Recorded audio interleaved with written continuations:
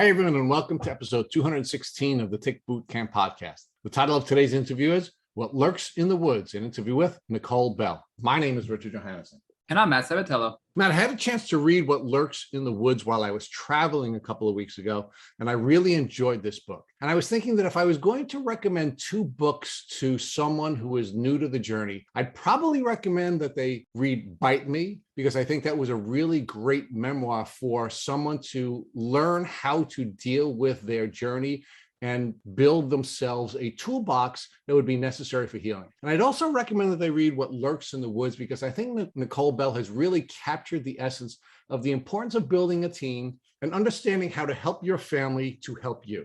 Rich, as you know, I was very anxious to have Nicole on the podcast because, frankly, she doesn't have Lyme disease.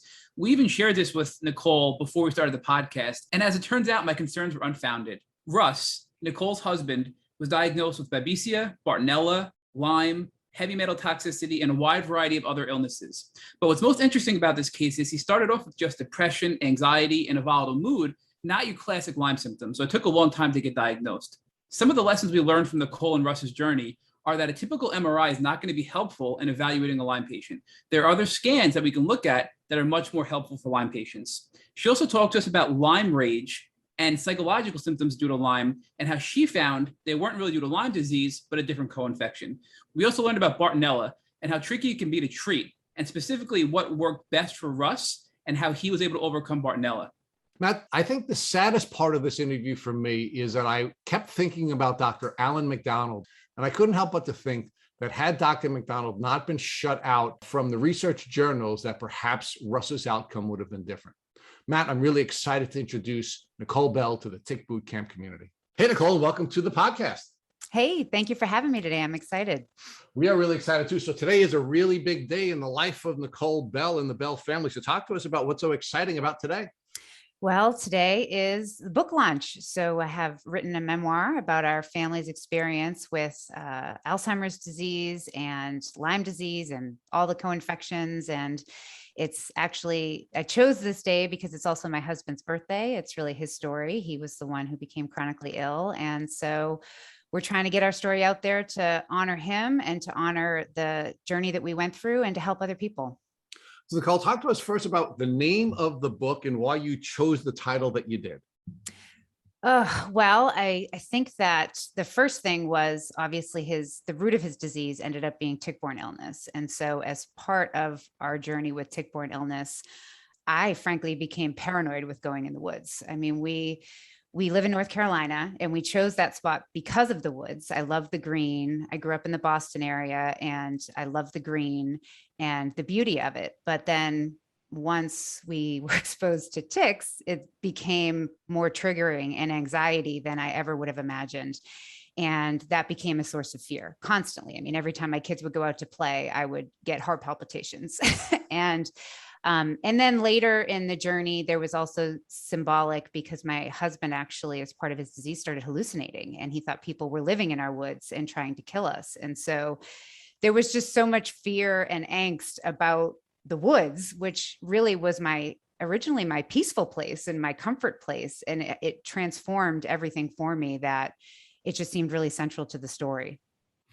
So Nicole, now, of course, the woods can be a scary place, right? Because there are all kinds of spooky things that you can't see, certainly at night in the woods. And as it turns out, if you focus on some of the challenges that we would face if we were in the woods and we weren't protecting ourselves, they can be scary places, but it could also be a beautiful place, right? And it's sort of the intersection between the beauty and the pain that comes along with your story that sort of is captured in the title. So I thought it was a really cool title after reading the book.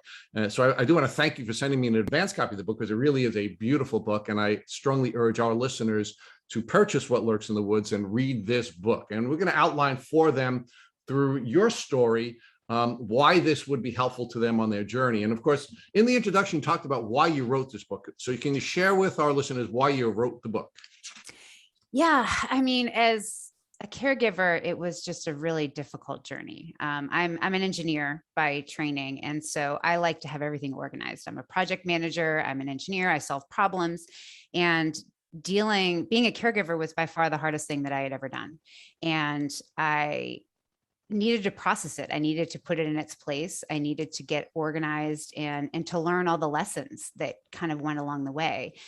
And so I didn't feel like I could kind of move past the experience until I had really leveraged and learned everything that I possibly could. And then as I was doing that journey, I realized that it was a way that I could really start helping others, and they could learn from our successes and our mistakes and make their journey that much better. And that became a calling to really help others on their journey so that, they would have the best possible outcome. So Nicole, we've actually interviewed folks in the past who have engineering backgrounds, and some of our folks, for example, I remember a young woman named Lorne Pfeiffer, who's a brilliant young woman who's doing some great work in this community. And she argued that Lyme disease is an engineering problem. Would you agree with her? And if you do, tell us why. Yes, I absolutely would. And I think the reason I'd say that is, the traditional medical system is set up for acute care, right? If you break an arm, I mean, a week ago or a couple of weeks ago, my son broke his pinky and we went to urgent care and it was fabulous. But chronic illness is really more of a systems-based approach. You can't look at any one body system and solve the problem. You have to look at the person as a whole, as a system. And that really is something that engineering has figured out. My former job was in robotics, which is a very complex system in software, motors, actuators, sensors. Everything has to come together in order to find what pieces are broken. And so that systems-based approach, I mean, at one point I actually sat down and did a fishbone diagram, which is where you kind of map out all the different ways that the systems could go wrong to actually try and bring to light what is the core root cause. And I think that's so essential in chronic illness. And it's not something that medicine is really trained to do. And it's not set up. I mean, you go in, you have 15 minutes, and the expectation is at the end of that 15 minutes, you get a pill that's going to solve all your problems. And that's just not the way it works. And so I think that we need to dig deeper. And I think that systems-based approach that we use in really complex engineering, machines and types of things is really going to be what the next step of healthcare is going to require. Okay, so let's pause there for a second and talk a little bit about your background. I want to give our community a context for Nicole Bell, and then we're going to dig into some of these issues that you just started to address, because I'm really excited to debate some of this with you. And I've been looking forward to debating this with you since I read your book a couple of weeks ago, but I want to pause there. So let's talk about Nicole. Nicole, where did you grow up, and what was your childhood like?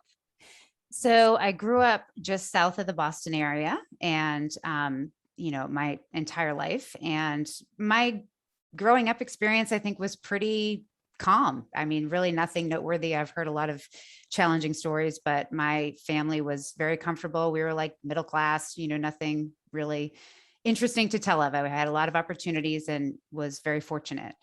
And I was always very competitive. I was an athlete, student athlete, and worked really hard, did well in school, ended up graduating from high school and went to MIT.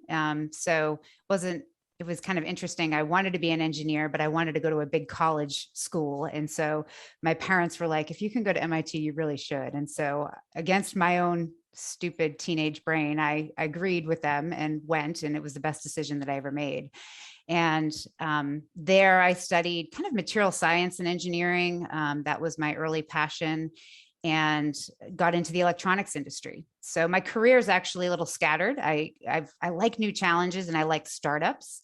And so I was in the electronics industry for a while, but that's a really challenging industry to get into startups because it takes $1 billion fabrication facility, and it's really just not very amenable to innovation and smaller companies entering the space. And so mid-career, I actually switched into more of a bio focused, and went back to school, went to Duke and got a master's in biomedical engineering. And then since then, I've been in the medical device space, either diagnostics or most recently surgical devices.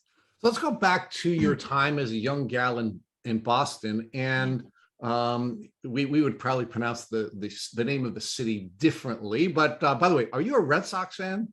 I am. Is that going to just totally tank this interview? Yeah, I'm really sorry to hear that, especially since your team took my Yankees out. But we'll forgive you for that for the moment.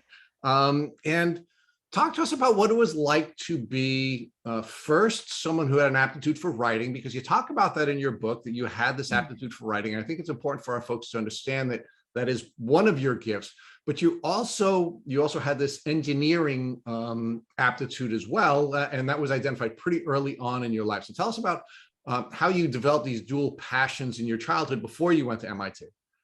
Well, I always like to write. I mean, I think that I am a ruminator. I have things, I like to solve problems. And when I can't solve the problems, they just spin in my head, and they spin over and over again, and they will make me insane. And so early on, I kind of identified writing as a way to work through that. I mean, even something as simple as being an adolescent and dealing with different personalities that you grow up with. And I remember writing in high school about my first encounter with like real racism, and I just couldn't process it. And so I decided to write about it. And so those are the types of things that really help. The writing really helped me process and figure that out. But deep down, I've always been really good at math and science, and I like rules and order and trying to figure things out. And I love that in my physics class, like one equation could help me unlock dozens of problems, if not hundreds of problems. And I always had an aptitude for math. And so engineering just really seemed a good fit for me. And frankly, making a career as a writer seems really difficult. So, but I always had gravitated, even in my career, towards communication. So a lot of times engineers, God bless their souls, are not necessarily the best communicators. And so in my career, I always kind of ended up being a liaison between different folks, engineers and attorneys, engineers and business people, and telling that story, between those two types of people. And so, and I did technical writing, along that lines, but this was, as my husband really got back into his journey and I became difficult, that ruminating cycle began again. And I was trying to figure it out. And so I started journaling, and I had to get it out on the page, and I had to figure out how to process it. And then over time, it became clear that I really wanted to do something with those journal entries and turn it into a book. And so, that was really a blessing, because the journal entries really, you write them in real time, and it led to a lot of detail and a lot of the actual, just the nits and gritty of the whole experience. And that allowed me to go back. It's amazing. I think through this whole experience, I have a whole new appreciation for the memory and what you remember and how you change your memories over time. And so having that concrete stuff written down has really been invaluable. But I think it's that ruminating cycle that I was trying to break that is what drew me back to writing. So now let's talk about your relationship with your husband. How did the two of you meet, and how did that romance develop? So right out of college, my MIT professor founded a company. So he was my advisor, and he wanted me to come and join the company.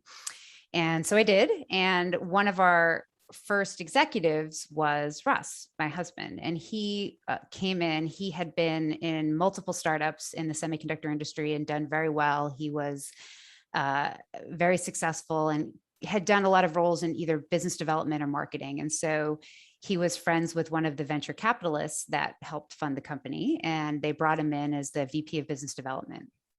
And that was how we met. And really, I remember the first time I met him, I remember thinking he was very interesting and intriguing, but he was much older. He was 20 years older than me. I mean, there was nothing romantic about my first encounter with him, but I ended up being in charge of the patent portfolio, because again, that communication of trying to tell the story and figure out how to take the assets of the company and then explain to customers why they would want to buy it.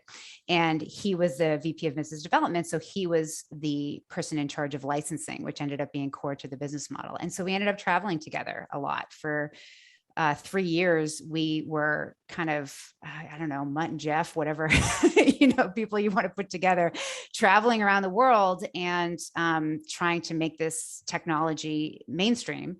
And in the process, we became really good friends, and then eventually fell in love, which, as I said, was not really expected for me. He was in a whole different life stage and so forth. But I think he was the smartest person I ever met. And he was so intriguing. And I just always wanted to learn more about him. And after dozens and dozens of late night dinners in remote locations, I realized that my feelings for him were more than professional. So give us some detail on what you learned about him, specifically what types of things he was doing, what types of successes he had, and then how did that ultimately lead you to find yourself falling in love with him? He was just an interesting character. I mean, he had a very troubled childhood, not as, difficult as maybe some other folks, but he almost raised himself. I mean, he had a very overbearing older brother, which always brought drama into the family, lots of interactions with drugs. There was actually even a drive-by, actually it wasn't a drive-by, which I incorrectly said in the book. It was actually a walk-by. His brother corrected me, a walk-by shooting by his house. And then another time he pulled a gun on Russ, and Russ had to jump out a second-story window to get away from him. So he just never felt safe. And he, as an adult, had worked through a lot of those issues and that anger, and just really was in tune with who he was. But I think the biggest attribute that I loved about him was that he was just ridiculously funny. He was very charming.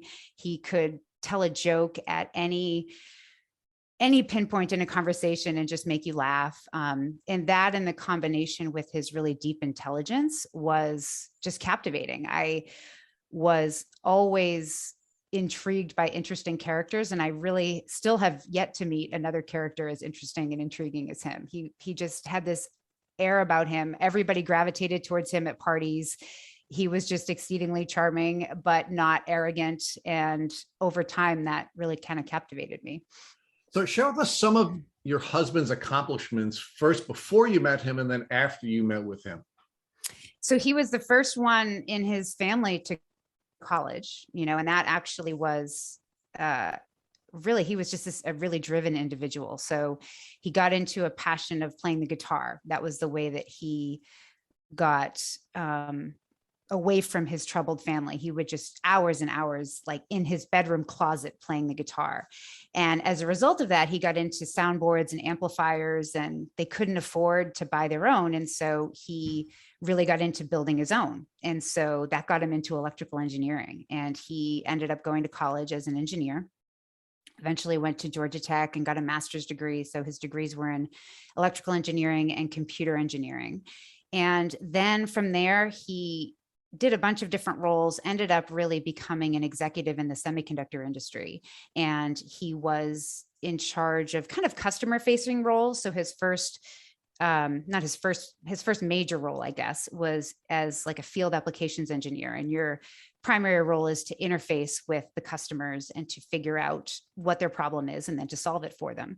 And he ended up running the entire North American applications engineering force. And then from there went to multiple executive roles, either in marketing or business development in startups, and did extremely well. I mean, he had a very good problem solving aspect. He was a very talented engineer, but he was also a very in tune business executive. And so he knew how to solve problems and negotiate and really make things happen. So before you and he started dating, he was a very accomplished business executive. He was an academic. He was an engineer. He was very accomplished, and it was that part of him, in addition to his charming his charm and his humor, that caused you to ultimately be attracted to him, and your romance began.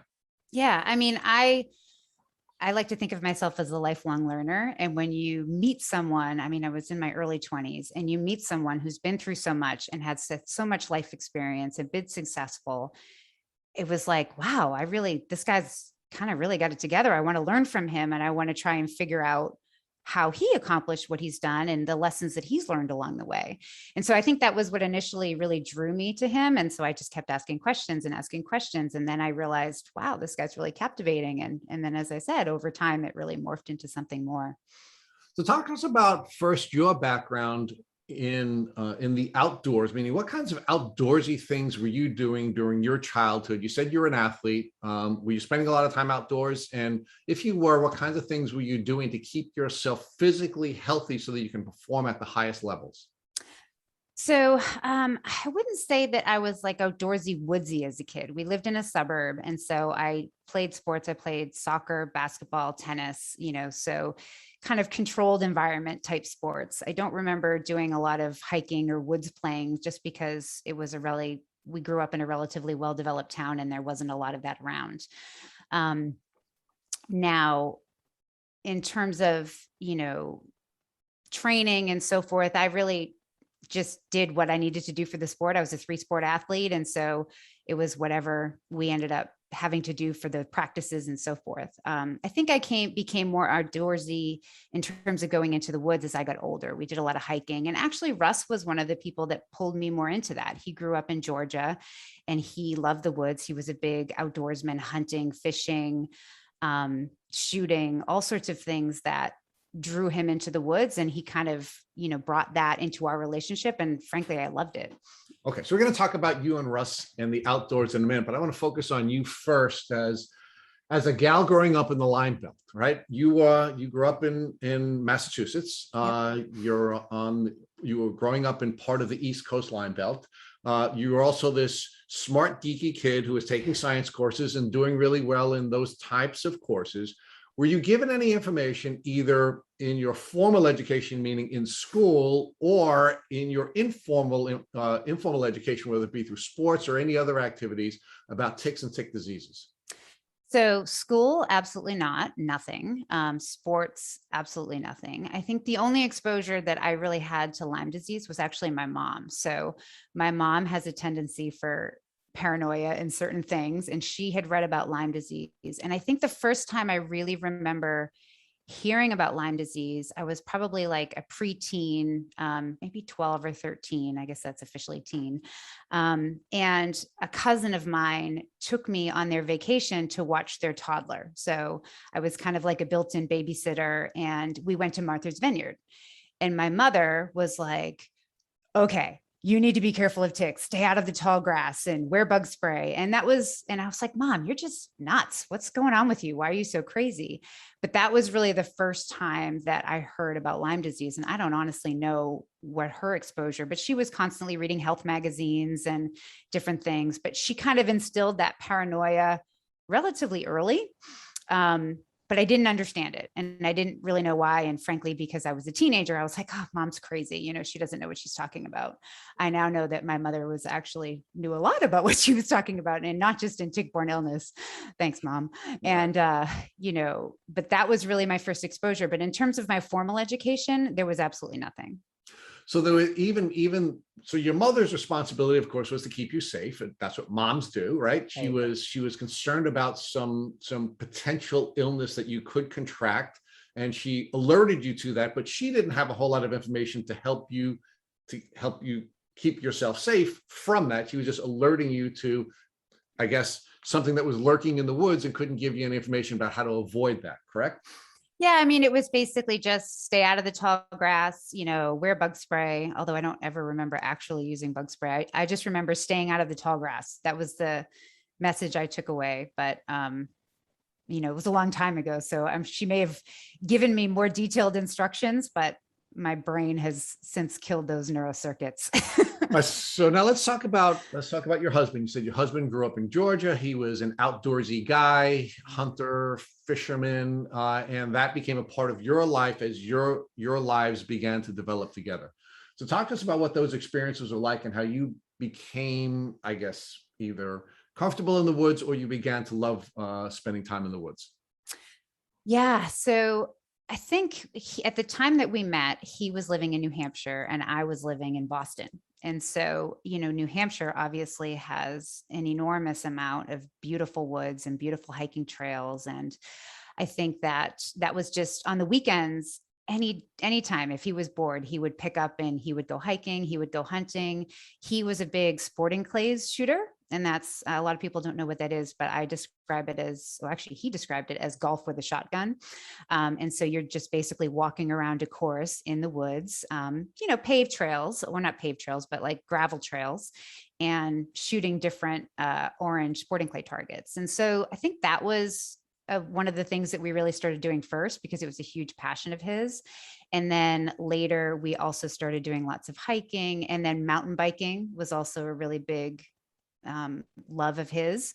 That was something that it was difficult for me to get into, jumping rocks and twigs and so forth, but I eventually came to love that as well.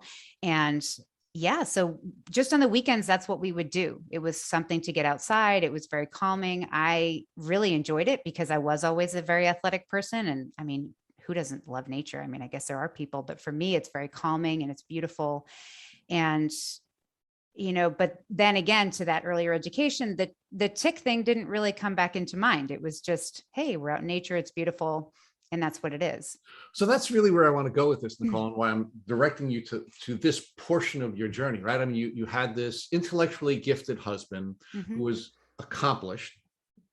You're now introduced to a new part of life, a new lifestyle where you're now outdoorsy and you're participating in these hunting activities and these hiking activities and these cycling activities. And as your husband's introducing you to these different activities and teaching you, for example, how to shoot a shotgun in this process, or how to perform as a cyclist, when you're mountain biking, was he ever talking to you about steps you should take to be safe, for example, when using your shotgun, with the safety protocols put in place when you're participating in the use of the shotgun, for example?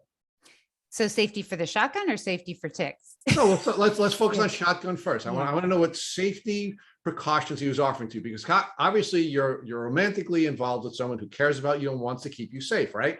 So when you're being introduced to this clay shooting, for example, were there safety protocols that he was teaching you so that you wouldn't shoot yourself or shoot someone else, for example? Absolutely. Yeah. So in sporting clays, it's very controlled. You step into a stand and there's usually like 2 bars on either side of you. And the rule is you're always unloaded. And, if you have like a shotgun, you keep it broken open, or you keep the action backwards. And so it's only loaded and ready to fire if your barrel is pointed in between those 2 boards. And that's a very defined target, and there's nothing down there. And so there's very defined rules that you follow, and not doing it is really, really bad form that can get you kicked out of the course. And so that's just part of when you go shooting that you have to learn. And I think later when we ended up doing pistol shooting and other types of shooting, there's just very well-established range rules of what you do, what you don't do, where you point the gun, when you reload. And there's basic tricks, like when you're starting to use a pistol, you just put 1 bullet in so you don't have recoil having you doing anything stupid. And he was a really good instructor in that aspect of it. What about cycling? Was he, when you began your mountain biking experience with your husband, was he giving you safety instructions on how to be safe on a mountain bike and how to negotiate the different elements of a course when you're mountain biking? Sure. I mean, there's different ways to go over stumps and rocks, and obviously wearing a helmet is the most important thing. I still remember very vividly one of the first things we went in New Hampshire, and he was trying to get me to just be calmer on the course, because I was like super tight and super nervous about going through. And then no sooner that I was really starting to feel comfortable, he totally fell over and whacked his head on a rock. I was like, well, this isn't really helping me. But he had his helmet on, and his helmet protected his head. And then he told me, he's like, after you crash in a helmet, you have to get a new one. So like just stuff like that, although that crash didn't do much to instill my confidence. It took me a couple of rides to get back on that again. But I think there's just things that you learn about any sport that will teach you techniques and teach you tips to be safe. So Nicole, one of the things you shared with us earlier is one of the things that attracted you to your husband was that he was somebody who taught you a lot, right? You as a lifelong learner wanted to learn from him, and he had this diverse set of experiences, and he was often sharing them with you. And as somebody that he cared about, he was constantly teaching you how to be safe when you're engaging in these new activities. It sounds like he was a great teacher, correct? Absolutely. So did your great teacher, when he was introducing you to the woods and all the different activities you're doing in the woods, ever give you any instruction about how to keep yourself from safe and healthy when coming in contact with ticks or other vectors that are a part of a woodsy experience? I would say not really, a little bit. I mean, he used DEET as, to spray, but it was mainly for mosquitoes in that context. I think he was from Georgia, and he's like, ticks are a way of life, and ticks are not necessarily dangerous. You just take them off and you're fine. And I don't think that there was a fear of that. I don't want a bunch of mosquito bites, so I'm going to spray a bunch of DEET on me. And he did that regularly. But ticks were just something that he was used to. And I remember freaking out because my mother had instilled this, fear early on. And he's like, oh, I've pulled dozens of ticks off of me. It's really no big deal. And I was like, oh, okay. Not sure I would agree with that statement now, but that was how it was perceived. So let's talk about that experience in particular. During the course of the time that you were spending time with Russ in the woods and engaging in these outdoorsy activities, do you ever recall finding a tick on yourself? Yes. Yeah. I pulled at least a few off of me. Yes. And were you with Russ at the time that you were discovering these ticks, and what kinds of instruction was he giving you about these ticks that he had been dealing with for most of his life? It was really just, let's take them off properly, kind of make sure we get the head out, take them out so that you don't leave anything into your body. And it was really just more about proper removal. And then, I mean, he was aware of Lyme disease. He had lived in New Jersey, and he had himself tested one time. And it was really more, okay, just be aware if you have any fever symptoms or weird symptoms, keep an eye out for a rash. Those were the types of things that we were definitely aware of, but none of that ever happened. So, we went, and even a couple of times, based upon his experience previously and my experience, we had ourselves proactively tested on our own, even before all of this, to just, get a Western and get tested because we had been bitten by so many ticks, but they came back negative, and we were like, okay, everything's good. So why were you doing that testing, that proactive or prophylactic testing? What was just because we had been exposed to so many ticks? I don't think it was like, hey, we have any symptomology and anything. It was just like, we've been bitten a lot, and especially, Russ, we'd been bitten a lot, and it was just something that was part of our lifestyle. And again, my mother had instilled this early paranoia, which as I got older, I realized maybe I should listen to her.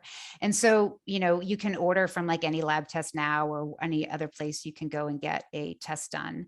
And so we had done that as part of just a prophylactic screening. So what were you planning to do with this prophylactic screening if it had come back positive? We would have just gone to our regular primary care doctor and said, what do we do? And now, when you were doing this prophylactic screening, were you making sure that your doctors and or medical professionals were noting in your medical records that you had been bitten by ticks many times, you had concerns about Lyme disease, and you were being tested? No, this was just something we completely did on our own, ordered it on our own, went, did it, and came back negative. And we're like, okay, moving on. Okay. So now let's talk about how your life is developing with Russ. Your romance begins, you get married, and now you're developing a family together. So talk to us about how your life was proceeding together after the romance began. Well, after we got married, we moved to North Carolina, and we built our house in the woods. It was a beautiful lot that we picked because we loved, that area, and it was kind of untouched by humanity. And so we were doing really well. He had decided when we went to North Carolina that he was going to step back from his career. We knew we wanted to raise a family, and he was going to be Mr. Mom and really help take care of the kids. He kept telling me it was my time to shine in my career. He was extremely supportive. He was probably my biggest fan in terms of my potential and what I can do, and was really honestly the one who encouraged me to go and switch careers and go back to school, get into, biomedical engineering, so that I could get back into startups and really enter into that space. He was the one that had that idea. And he was really like an advisor. I would come home on at night and, tell him all the challenges that I'd had during the day. And he would coach me and give me advice. And we would continue having fun on the weekends and going shooting and doing things. And then eventually, after our house was built, we had our first son, Ryan, and then young life with kids began. So Nicole, let's talk about your college and postgraduate education. So you went to MIT, and then you went to Duke, two of the top schools in the country. And your major, you said when you went to graduate school, your major was bio. So my undergraduate degree at MIT was in material science and engineering, and I also have a master's from MIT in that.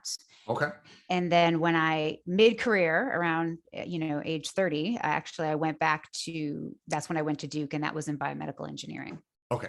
So during your time, either at MIT or at Duke, did you receive any information about ticks or tick diseases? No, I mean, it was 100% engineering focused curriculum. Okay. You didn't take any science courses when you were I mean, yes, but science like chemistry, even biology courses, it was like cellular biology, immunology. It wasn't anything that would have touched upon vector-borne diseases. No. Okay. So now you and Russ have your first child. Russ agrees to be Mr. Mom, and you are now moving forward with your career. Do you start to see any health issues developing with Russ during this window of your time together?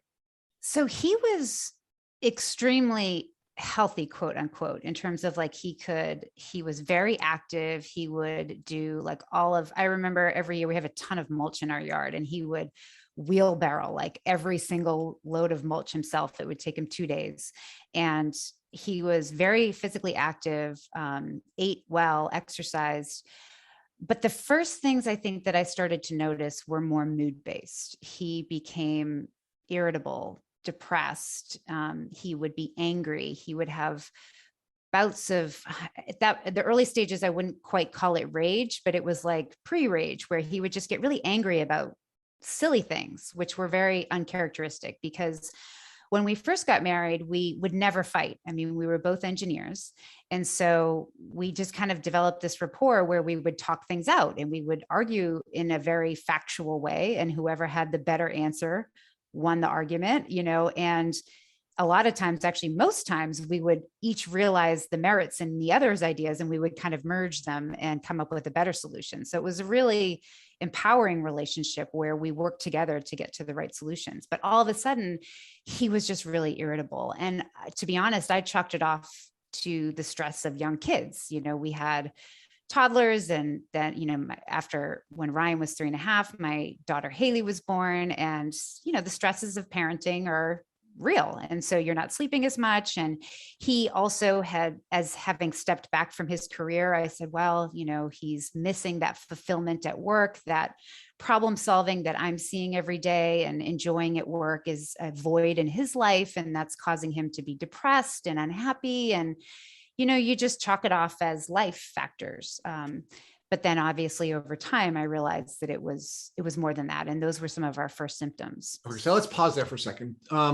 Before he went through this personality transformation, and you just share with us that he came from this traumatic background, so he learned how to manage trauma very early on in life, and he poured himself into first artistic endeavors with the guitar, and then ultimately into academic endeavors. So this is a man who knew how to manage trauma and knew how to deal with these kinds of challenges long before he ever met you. But then you and he met, and you had this nice relationship where you never had any arguments, and you were geeky engineers who would do what geeky engineers do when you had a difference, and you would work through them in a very engineering type fashion. Now, he now has this radical change in personality, right? And it's extreme. Yep. Do you recall, prior to this extreme change in his personality, Russ telling you that he was bitten by a tick, or you having to help him remove a tick anytime just before this extreme change in personality? No, I can't say that I can. I mean, there were ticks that were like all present, there was he was constantly landscaping and out in the yard. And so it's not like there was just one event, there were multiple events. And so how that was spread through the years and the transition, I can't say that I remember anything that was triggering.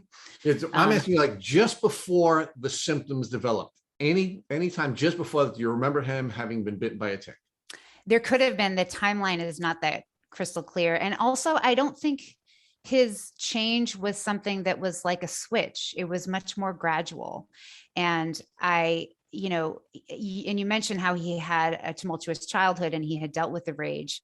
But the reality is that he dealt with the rage, but he dealt with it more in his 30s.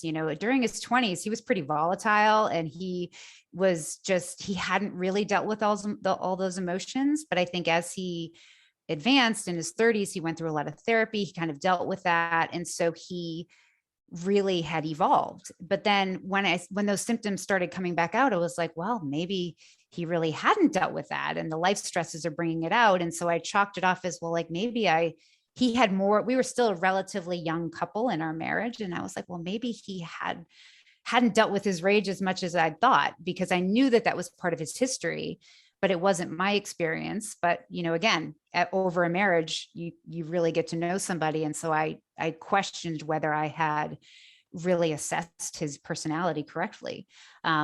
But it was not like a switch. It was very gradual. And then there were lots of moments of normalcy where he seemed himself and everything was great. And we had a lot of, I almost describe it as like an emotionally abusive relationship at one point. Like he would get really angry and really ragey, and then the next day he would be, very apologetic and sorry. And it was like a lot of a roller coaster, and it got worse over time. So it was almost like watching your kids grow up. You can't see them change right in front of your eyes.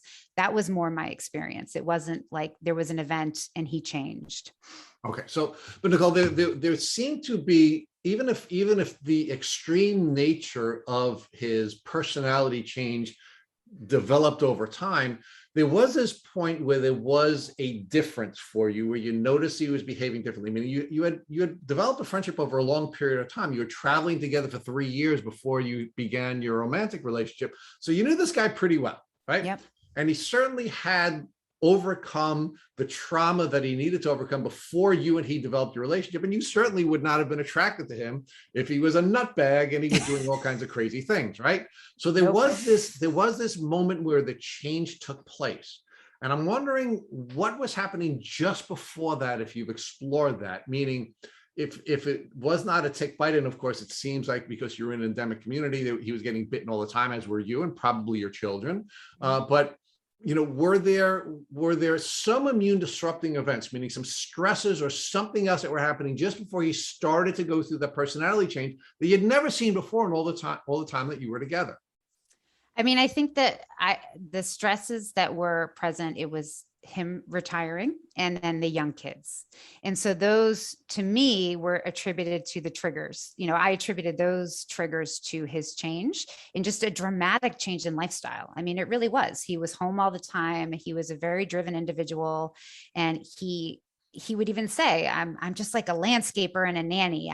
He wasn't feeling fulfilled, and he wasn't himself. He had always worked obsessively hard. I mean, when he was younger, he was going to school, he was working a full-time job, he was playing in a band, he was constantly busy and constantly engaging in really, aggressive pursuits that developed him mentally and physically and emotionally. And I think he felt stagnant, and that caused stress. And that's what I attributed it to at the time. Okay. And that's where I want to go with this, right? So right now we have a guy who's behaving very, very differently, extremely now differently than he had been before, and certainly not the man you had fallen in love with, right? And now what's happening is, in your mind, you're beginning to come up with different constructs or narratives to describe why this extreme change in behavior is happening, right? Yes. First, you're thinking, hey, perhaps he didn't deal with the trauma from his childhood the way I think he had. Or perhaps I didn't properly engineer my attraction to him, and I didn't maybe analyze all of what I needed to analyze before I fell in love with him. Or perhaps he's going through this, this change in lifestyle, and he really wasn't ready to settle down and be Mr. Mom. He wasn't being fulfilled by that, right? So you were coming up with all these different constructs in your mind, but you never thought perhaps he's physically sick. Never. No, I mean, it's like all the stories that you tell yourself, right? You justify things away. And, we went to therapy and we were trying to work through all of the issues, and it sort of helped, in some contexts, but never once did I think, at least in the early days, that it was some sort of illness. All right. So let's stay with the early days, right? So you're now seeking outside help from psychologists, right? And you're as a couple, you're working through these things, right? But now remember, Nicole, the context that we're working in here, consistent with what we're talking about here, is you guys are in the outdoors all during your relationship. Your husband's been bitten by ticks many, many times. The two of you are concerned enough about that to go out and prophylactically get tested for Lyme disease, not in the context of working with a doctor, but prophylactically be tested. So you have this concern in your mind. You're kind of blaming your mother for creating paranoia, but as it turns out, she was giving you signals that you weren't reading, right? All of this is happening, and now we're starting to see some differences in behavior that we've never seen before. You're now working with psychologists who are trying to help you work through this, but the two worlds never come together, right? Nope. The Lyme signals that you were getting and the changes that you were seeing were all being rationalized in your mind as something that either you missed or something he didn't overcome. Yeah. And I think that Lyme signals that you reference, in my mind, Lyme signals were fever, rash, joint pain, things that when you Google Lyme, that's what comes up. And we didn't have any of that. And so it never would have occurred to me that depression, anxiety, mood stability, irritability could be caused by tick-borne illness. Like that connection never was made in my head. But you went to other healthcare professionals, Mm-hmm. mental health professionals, and you were looking for help to diagnose your husband's illness or your family's illness. Yeah, it was more marriage counseling kind of thing. Yeah. Okay, but they were that again, mental health professionals who were now helping you to try to overcome the challenges that were in your relationship, and you were describing his depression and his anxiety and all of these other concerns that were developing, and no one ever said, "Hey, there's a possibility that he's suffering from some kind of a physiological illness that's causing this change in behavior." No, it was more the lifestyle factors and just, emotional state. It was not anything that could be biochemistry or infection based. So Nicole, one of the things that we found really interesting when we interviewed Dr. Leo Shea, another one of the Lyme pioneers, is that Dr. Shea has argued to us that anytime there is an emotional illness, it is physiologically based. And that he is always taking his patients from the emotional challenge to a place where they're trying to get to the root causes, which we're going to spend more time looking to physiologically. And I think that, again, if we're going to identify failures in this, because I think one of the things that's most challenging about one of the most challenging parts of, your book, at least from my perspective, was that, like, I saw this illness coming long before it had come. And we have two brilliant people. You, again, well, just because we're talking with you, you're a genius. You enter the top schools in the country. You are unique in so many different ways. If someone was going to, you're an engineer. Yeah. If somebody's going to deconstruct very early on what's happening with somebody that she loves, who's now who's crazy around her children. Yeah. If someone's going to have the tools to do that, it's Nicole Bell. Yeah. I mean, I would have loved that. I think it's, one of the things that I struggle with all the time is like, oh, I should have known. But I'd never been exposed to it. How would I have known? I mean, right. Everything that I had been said was, or had been taught to me, was fever, rash, joint pain. I never once would have, attributed depression to illness. I think that's one of the things that is my biggest takeaways is I absolutely agree with what you said in terms of, emotional and, other types of mental illness. There's so much biochemistry linkages that we don't understand, but that was knowledge that was hard learned on my part. And I had no training that would have actually pointed me in that direction. So Nicole, one of the things you say in your book is that you want to encourage people to trust their gut. Like that's one of the lessons you want to teach them. Talk to us about how you were talking yourself out of trusting your gut during this window of your journey with your husband, meaning your gut was telling you something. Yeah, my gut was telling me that something was wrong, but I think the triggers were all seemed to be rooted in lifestyle. I have to be honest in that the connection to an illness or an infection, at least in the early days, just wasn't there. It was really more, he's unhappy. He's, not liking being Mr. Mom. Maybe that wasn't the right move for him. But then at the same time, I would encourage him. I'm like, go back to work, start volunteering. But he would never follow through. Something held him back. Like it was uncharacteristic. And I started realizing more and more that something was wrong, but I also had 2 young children and a full-time job, and the ability to put all the pieces together really it didn't happen. And so it wasn't until his symptoms started getting more severe that finally, the big, baseball bat hit me in the head and said, okay, there's actually something really wrong here. So talk to us about how you got there. But I actually want to pause on that question and ask you one more thing. One of the folks we recently interviewed talked about flow, meaning merging your head and your heart. And that's when you're in flow. And sometimes that's hard for really smart people, especially formally educated people. Do you think because you are so smart and because you have relied on your intellectual capacity for so long, that interfered with the ability for your head and your heart to come together at a time when you were having these challenges, and that the lack of flow or the inability to follow your heart maybe interfered with your ability to try to get through these challenges together as a family? Yeah. I mean, I think as an engineer, you're taught to follow the rules and follow the equations and follow what has been laid out before you in terms of the answers that have been figured out. And when you spend at least a cursory amount of time on that, for depression and so forth, or it comes up as psychological factors or things that you should go to a therapist for. And Lyme comes up as a fever and a rash. And so, putting those 2 pieces together was not something that was in the rule book for me, and so I really didn't have any connection at that point. Okay, so let's move forward with Russ's developing symptoms and how that's impacting you and your children.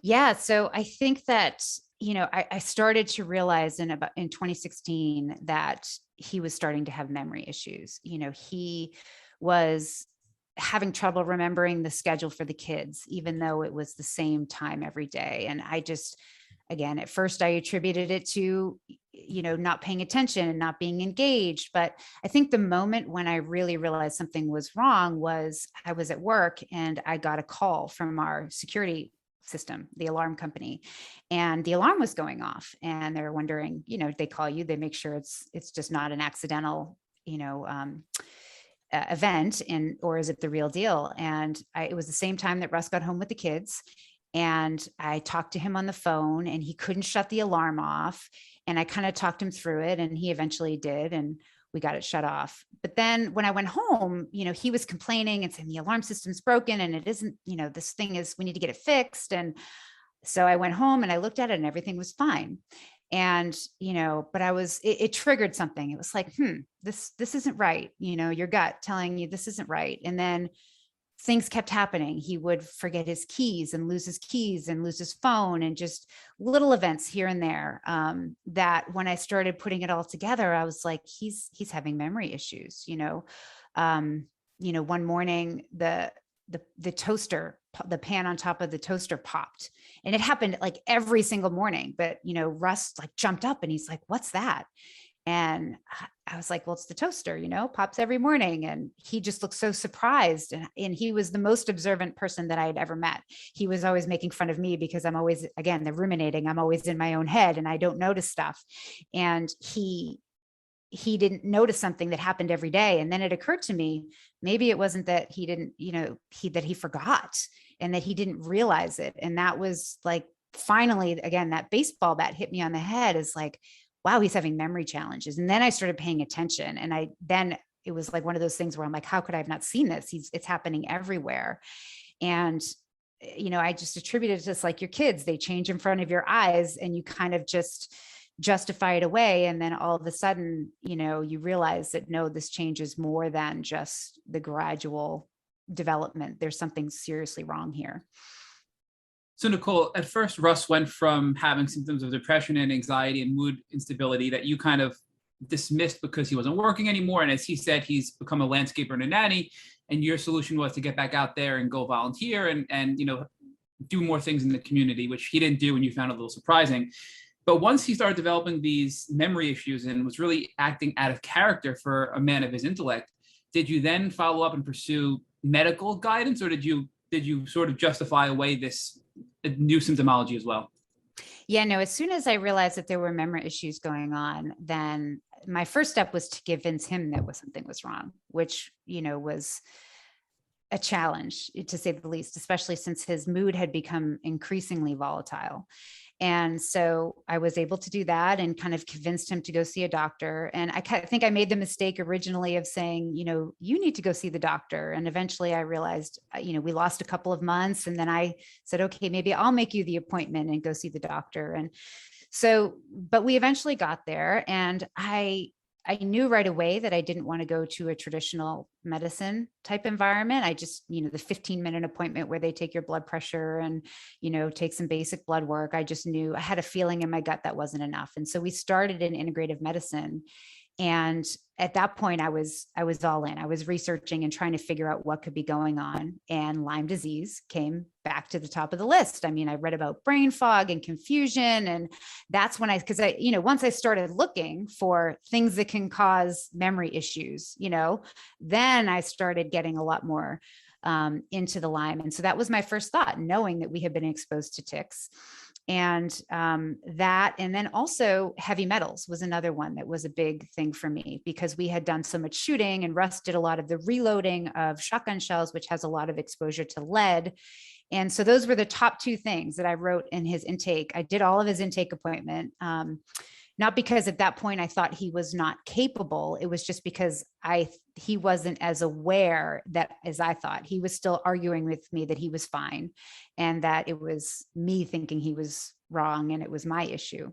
And so I wrote all of that in our intake appointment, in our first appointment with our integrative practitioner. But all of his lab work came back normal. She ran a Western blot, and he only tested positive on one of, he needed 5, and that, all the rest of his lab work looked quote unquote normal. And she referred us to a neurologist. And that was kind of really the redirection that was critical in our case.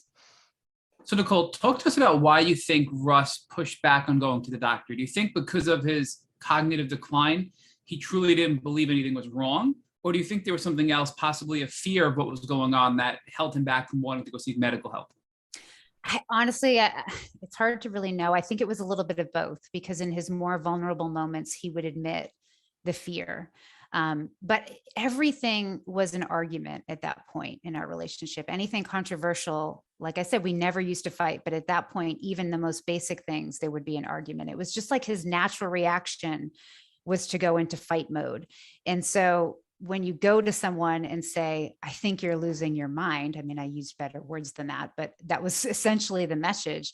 That you're going to get an argument. Like, well, of course not. Like, this isn't me, this is you. And that was exactly what I got. It was very much a resistance. The moment when I finally broke through, I think the only reason I was able to do it was because we had been fighting so badly. I was literally in tears, and every time I got emotional, he would eventually open up and be more receptive. And that was the moment I was able to convince him that something was wrong. Because I just said, this isn't us. This isn't who we are.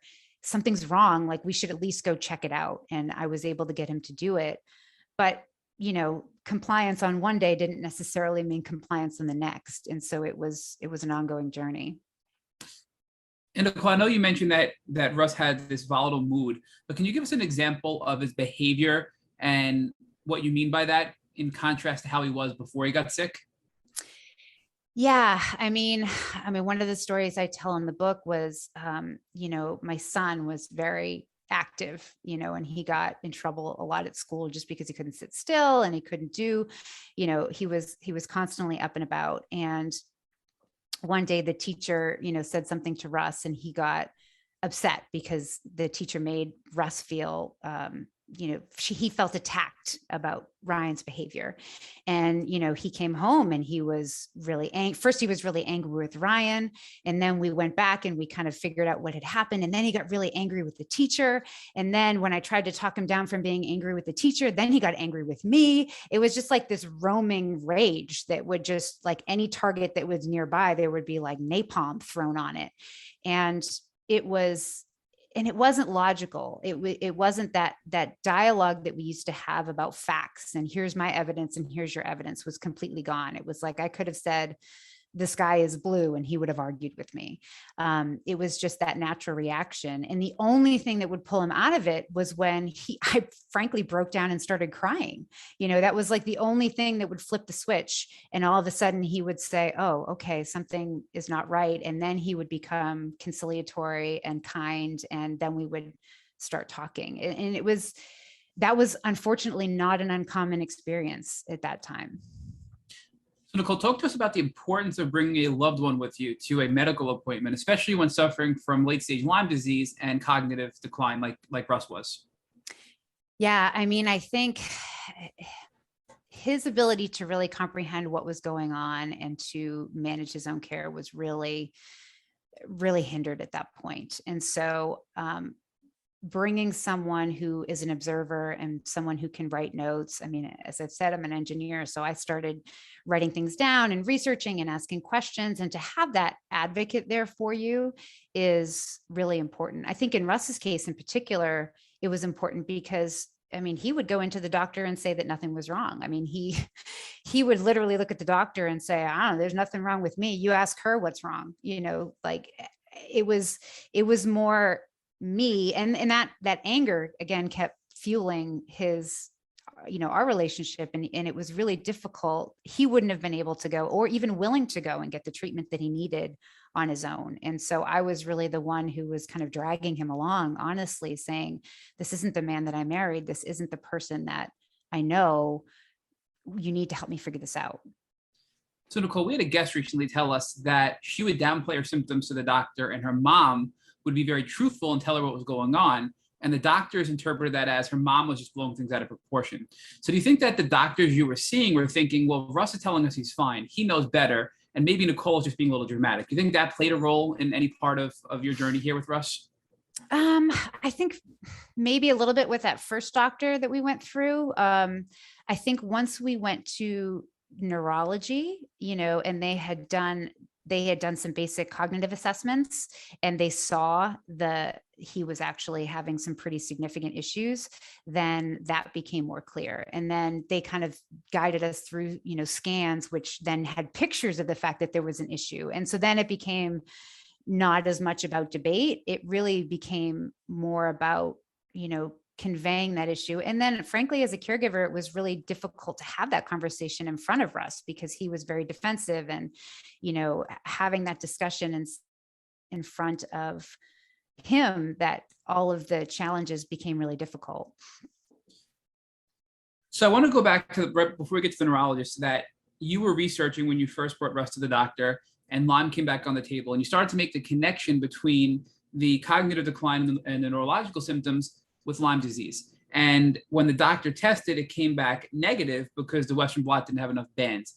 At this time, did the doctor tell you, or did you find in your research that Lyme testing wasn't very accurate and you can still have a positive Lyme diagnosis even though the testing came back negative? The doctor certainly didn't say that. And, I have to be honest, and like in hindsight, when I had worked in diagnostics, I had heard that Lyme diagnostics weren't great. But again, I'm an engineer that's trained to follow the rules. And so the test came back negative, and she said, hey, it's not Lyme disease. And if you still think he has a problem, you should go to the neurologist. And so that was kind of the next step that we took. I think the thought of, hey, maybe this test isn't what we need, or maybe we should dig further, it didn't come up. It was really more this is what the doctor said the next step is, and we should move on to that. I still was deferring to their advice and their recommendations. So when you saw the neurologist, did you bring Lyme back up to the neurologist, or was it just sort of put on the back burner and you started to explore all the neurological possibilities with the specialist?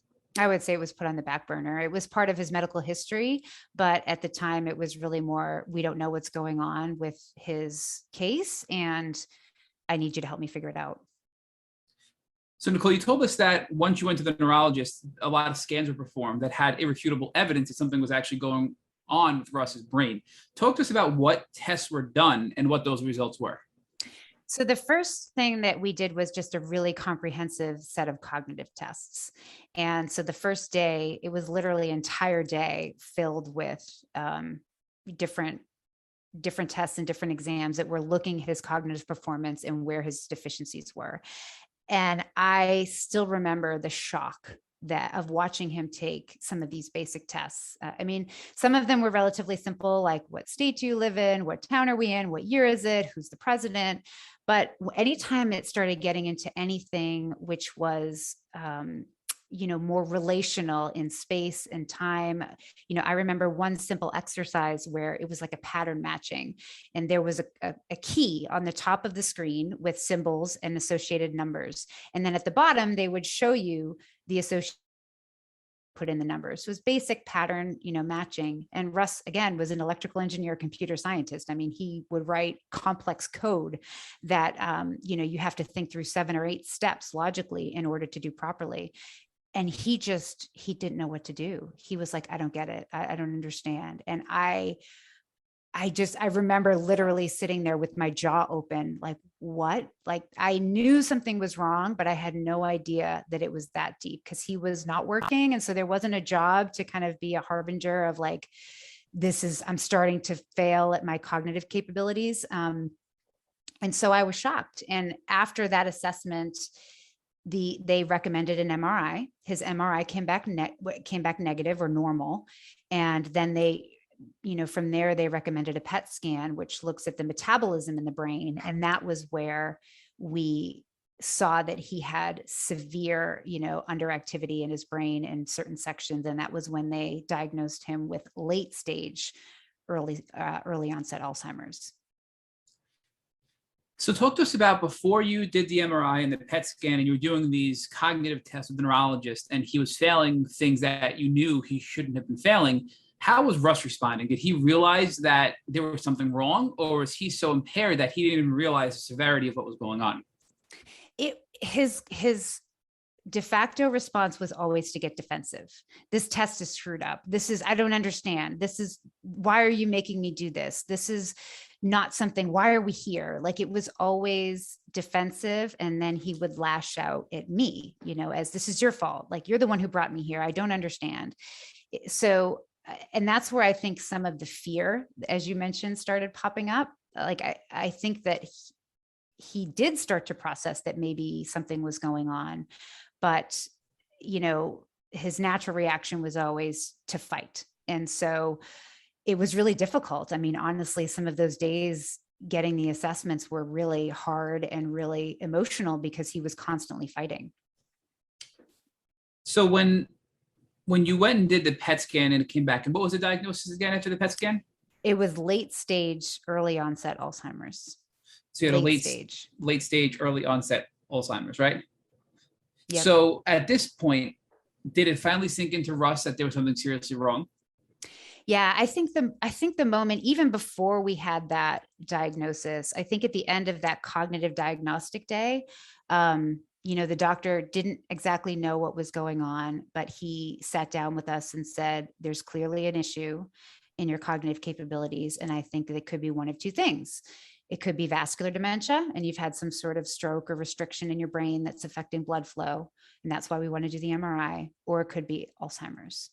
And I think that was the moment, at least that I remember, that it really seemed to sink in with Russ, that it wasn't just me saying that something was wrong. That was the first time a doctor had actually said there's something wrong with you. And he used some pretty hard words to hear. I mean, Alzheimer's is a really hard word to hear. And so that was the moment where it sunk in. And he started becoming a little bit more open. That doesn't mean that he wasn't combative in later appointments, but at least at that point, it was more than just his, crazy wife telling him that something was wrong. So Nicole, from your standpoint, as you're probably doing a ton of research, the MRI was normal and now he's going for a PET scan. And even before the MRI, what were you hoping for as an outcome? Because you had to have been reading a ton of possible diagnoses that he could have had. What were you really hoping for that would have been the least severe outcome in your opinion? I mean, I was hoping for the stroke. I mean, honestly, and that's like a really weird feeling. I remember when the doctor called me with the MRI results and she said, his MRI is normal. And I had just been through a ridiculous experience that was anything but normal. And I remember thinking, oh my gosh, I was rooting for the stroke. And I didn't know what else to do, because when what you're left with is Alzheimer's, it's like a death sentence, and that's really difficult. So, yeah, it's hard to say, but I was rooting for the stroke. So Nicole, talk to us a little bit more about what many of our past podcast guests have described as Lyme rage, but Rich and I now believe to be Bartonella rage. Was Russ exhibiting any rage symptoms? And if so, give us an example of a time when he exhibited those symptoms and what that was like for you. So I would say so in the early stages or in the later stages, because I don't want to jump ahead too far. I guess of both, Okay.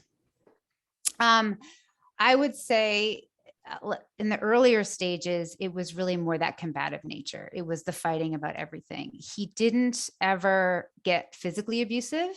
He didn't even until later. I think he would start maybe throwing something across the room, never at me, but he would get, he would get angry enough that he would throw something, but it was really more, he would yell and get really nasty with his words.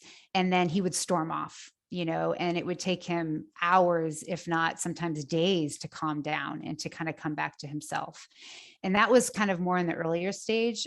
Later on, it got more confounded with hallucinations and other things that, it was a different kind of challenge. So do you think that Lyme rage is different than, I think, what you called in your book, Lyme crazy? Do you think they're one and the same, or do you think they're different things? So I, like you, I attribute the rage piece of it more to the Bartonella. And I think that I come to that assessment through personal experience, with him in terms of where he was in his treatment. And when he would take medications or herbal tinctures that were more tuned for the Bartonella, that's when that mood instability really would come up and really heighten. I think when I speak in the book about Lyme crazy, honestly, I think I use Lyme crazy, but I like, in Chronic, Stephen Phillips and Dana Parrish, they use the Lyme plus. And I really should have, adopting that, or just tick-borne illness in general, because I don't think it's specific to Lyme. I think that the Lyme crazy I talk about in the book is really more one, that it can change your mood, whether it's Bartonella, Lyme, or just the inflammation that's going on in your body. But then also the fact that when you go from doctor to doctor, they make you feel crazy because they say nothing's wrong and everything's okay. And you should go see a psychiatrist because you're clearly fine. All your lab work is normal. And, so that's, really what I would say in terms of just how it puts you off balance. It made me feel crazy. And as I've said, I like to be rational and logical, and that's really a difficult thing to hear as an engineer who has spent her entire career trying to figure out problems.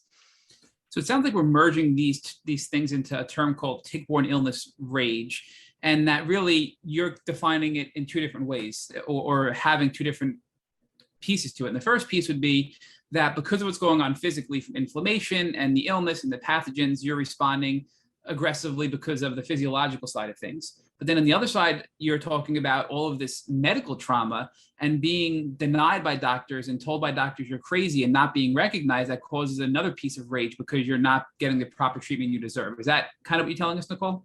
Absolutely. I would say I have become more aware and empathetic to the link between biochemistry and behavior than I ever have before through this journey.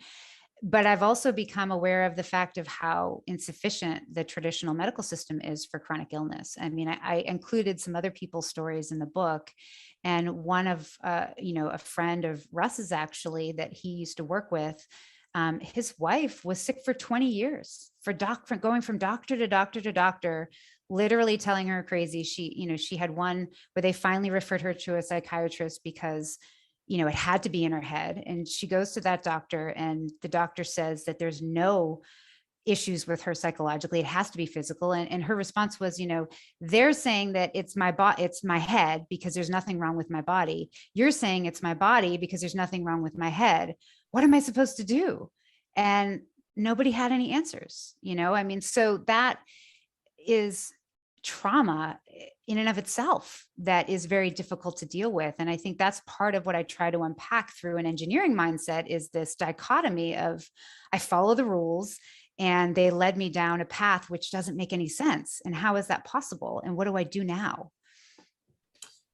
So Nicole, talk to us about when you got the diagnosis of late stage, early onset Alzheimer's, and you realized how severe this was with the neurologist. What were the next steps at this point? It didn't sit with me that, you go back to following your gut, and it just didn't make any sense. Russ he was only 60 at the time. He had his family, no genetic predisposition. I had him tested. Went first to the genetics to see if he had any markers that would make him predisposed for Alzheimer's disease. Every single one came back completely negative. He had no comorbidities, so he was extremely healthy. He ate a Mediterranean diet. He exercised, all the things that you read about that says, this is what you do to, avoid Alzheimer's. He was already doing all of it. And so it didn't really make any sense. And so I kept doing my research, and tried to look at everything that could be leading to his decline. So, we tested his thyroid, we tested for other infectious diseases. I even tested for HIV and syphilis. I say talk about not knowing which answer you actually want, right? But that was on the list. And, we didn't really come back to Lyme because again, we had that negative answer that said that wasn't it. But I still knew that there had to be a root cause, but we went, and I kept going to neurologist after neurologist after neurologist, but they kept telling me the same thing. And, eventually I gave up. I think for months we kind of raged against the machine. And after we, finally had gone through every neurologist that had been recommended to us, I gave up. So talk to us about Russ's health while you were doing your research. So you're going, and how ironic that you come across syphilis as something that can be causing this, which is really the cousin of Lyme, with another spirochetal bacteria there. But talk to us about Russ's health and how it continued to decline while you were realizing this doesn't sound right and doing your research. Yeah, I mean, I think that the mood instability was getting worse. The memory issues were getting worse. It was, the gradual decline continued, but at that point I was much more in tune to it and I was much more aware of it. And so it was it was seeming like it was everywhere. And I think some of that was because he was declining, but some of it was because I was just much more aware and much more noticeable. And so I was starting to, he had still done a lot of the activities for the kids, but I started pulling back on that and really starting to get help in other aspects and taking care of the family and taking care of the house. He used to do a lot of things around the house that I took for granted, frankly. And then as I took them over one by one, I kind of realized the full burden of what was going on in terms of dealing with his illness.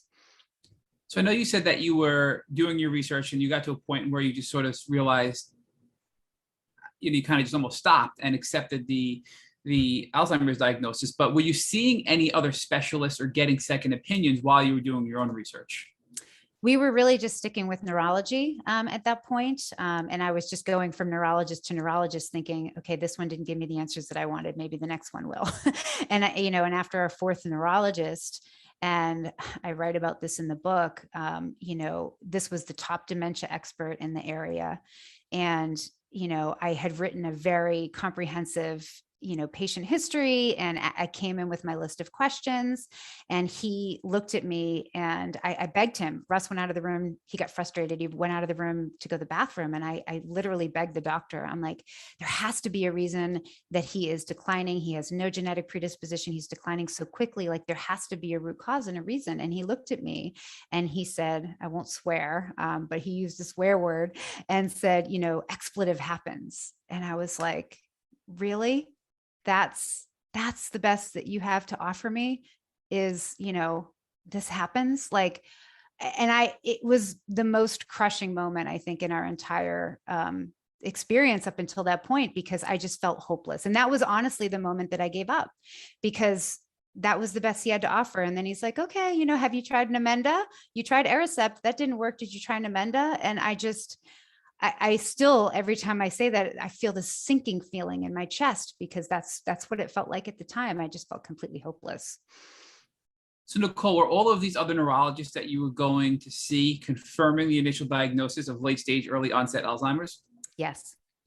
And you were being given medication, it sounds like, or drugs to help a little bit with the process. Were any of these medications or drugs helping at all? No. And in fact, the Aricept made it worse. It gave him massive leg cramps.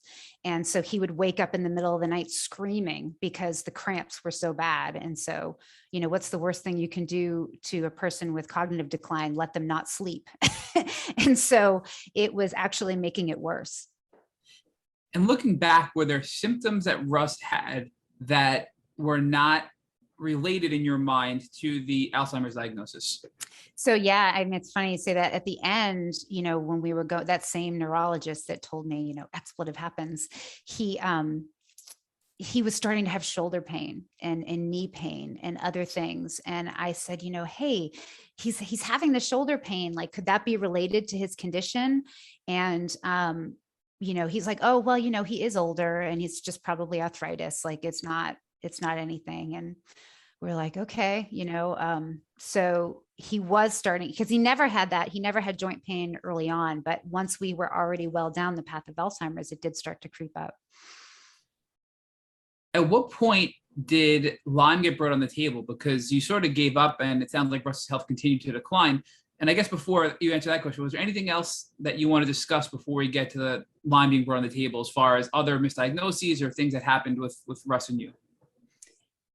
Yeah, no, I think that we didn't have any other misdiagnosis. It went straight to the Alzheimer's. I think, the diagnosis of Alzheimer's came in January of 2017. And when Lyme came back on the table was later that year. And my brother, it was a phone call from my brother. So his wife had been experiencing her own health issues, and she had years of misdiagnosis and doctor to doctor and her own traumas, which I won't go into. But they finally had figured out what was going on. And turns out that she had been diagnosed with Lyme and 3 co-infections. And my brother's a doctor and we have similar personalities. And so he started researching like crazy. And so he called me and said, hey, Nick, I think this is what's going on with Russ. And I'm like, yeah, I thought that too. And I had him tested and it came back negative. And then we talked, he was the one that really just brought back to the forefront, like, hey, the tests are not accurate. And, they're looking for the immune system response. You really need to test with different methodologies and go to a specialty lab. And he, steered me into a direction. He said, you really need to get him retested with a method that's looking for the actual organism with a PCR methodology instead of looking with the Western blot. And that was when we did. And that's what we did. And we ended up getting him tested, and he tested positive for Borrelia burgdorferi and Bartonella henselae. So Nicole, obviously you're very smart and your brother's very smart, and you didn't realize up until this point that the Lyme testing was flawed, which I think shows a lot that needs to be made more publicly aware, and a lot more awareness needs to be done globally and especially here in the States. But I can't help but wonder, what research did your brother and you do to connect the cognitive decline back to Lyme disease, and how can Lyme cause all of the cognitive issues that Russ was experiencing? Well, I think when my brother started studying, there is a lot in the research. You just have to go digging for it. So he kind of came across Alan McDonald's work and other, people in the area that had started seeing spirochetes in Alzheimer's plaques and linking, cognitive decline to infection. And so with that, and knowing that Russ was a hunter and he was always doing all the landscaping, it seemed like a natural connection, which again, that was where my brain went first, but the test threw us off the trail. And I was really angry with myself because I had mentioned earlier, I had heard that Lyme diagnostics weren't good, but I didn't really know enough. And again, I'm kind of a rule follower to a certain extent until I don't like the rules and then I have to break them. And so, but I wasn't at that point yet. I just, I was deferring to doctors and their advice because that's what they do. And that's why you go to them. And I think now I have a different view about, managing and owning your own health, but that was not something I had at the time.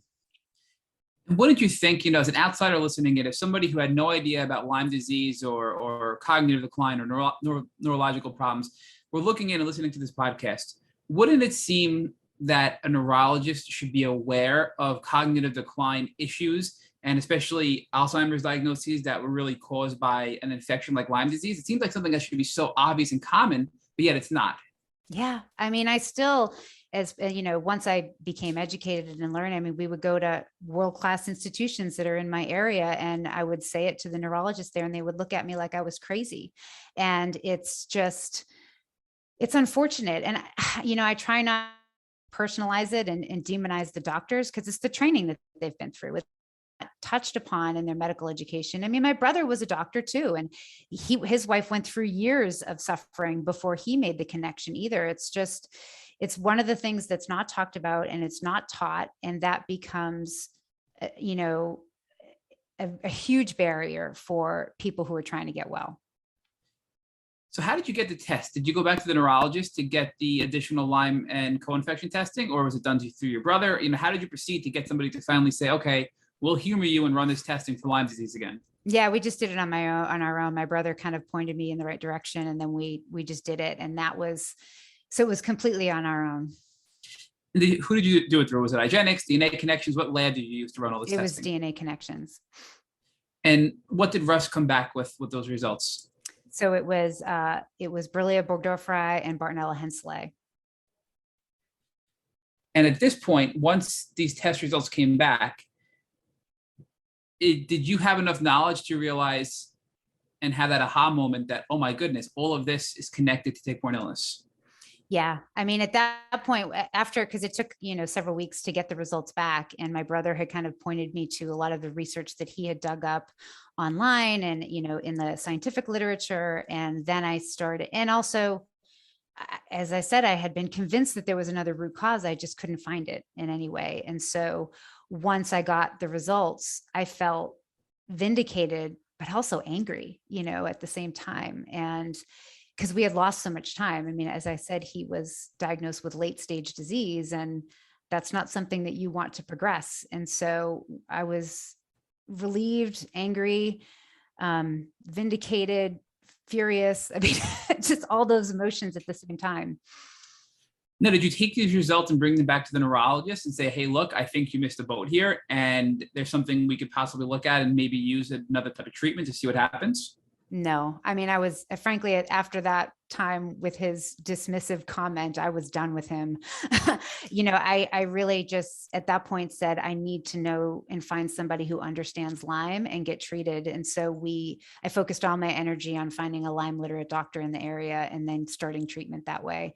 I had dreams of going back to that same neurologist, after Russ had been healed and saying, see, here it is. But, it was, it's just a different journey. So talk to us about your research and what Lyme litter doctor you found and ultimately ended up treating for Russ. So, I think that I looked at all the different people that I could find in the area, and there ended up being a doctor that was very steeped in antibiotic treatment, broad spectrum antibiotic treatment.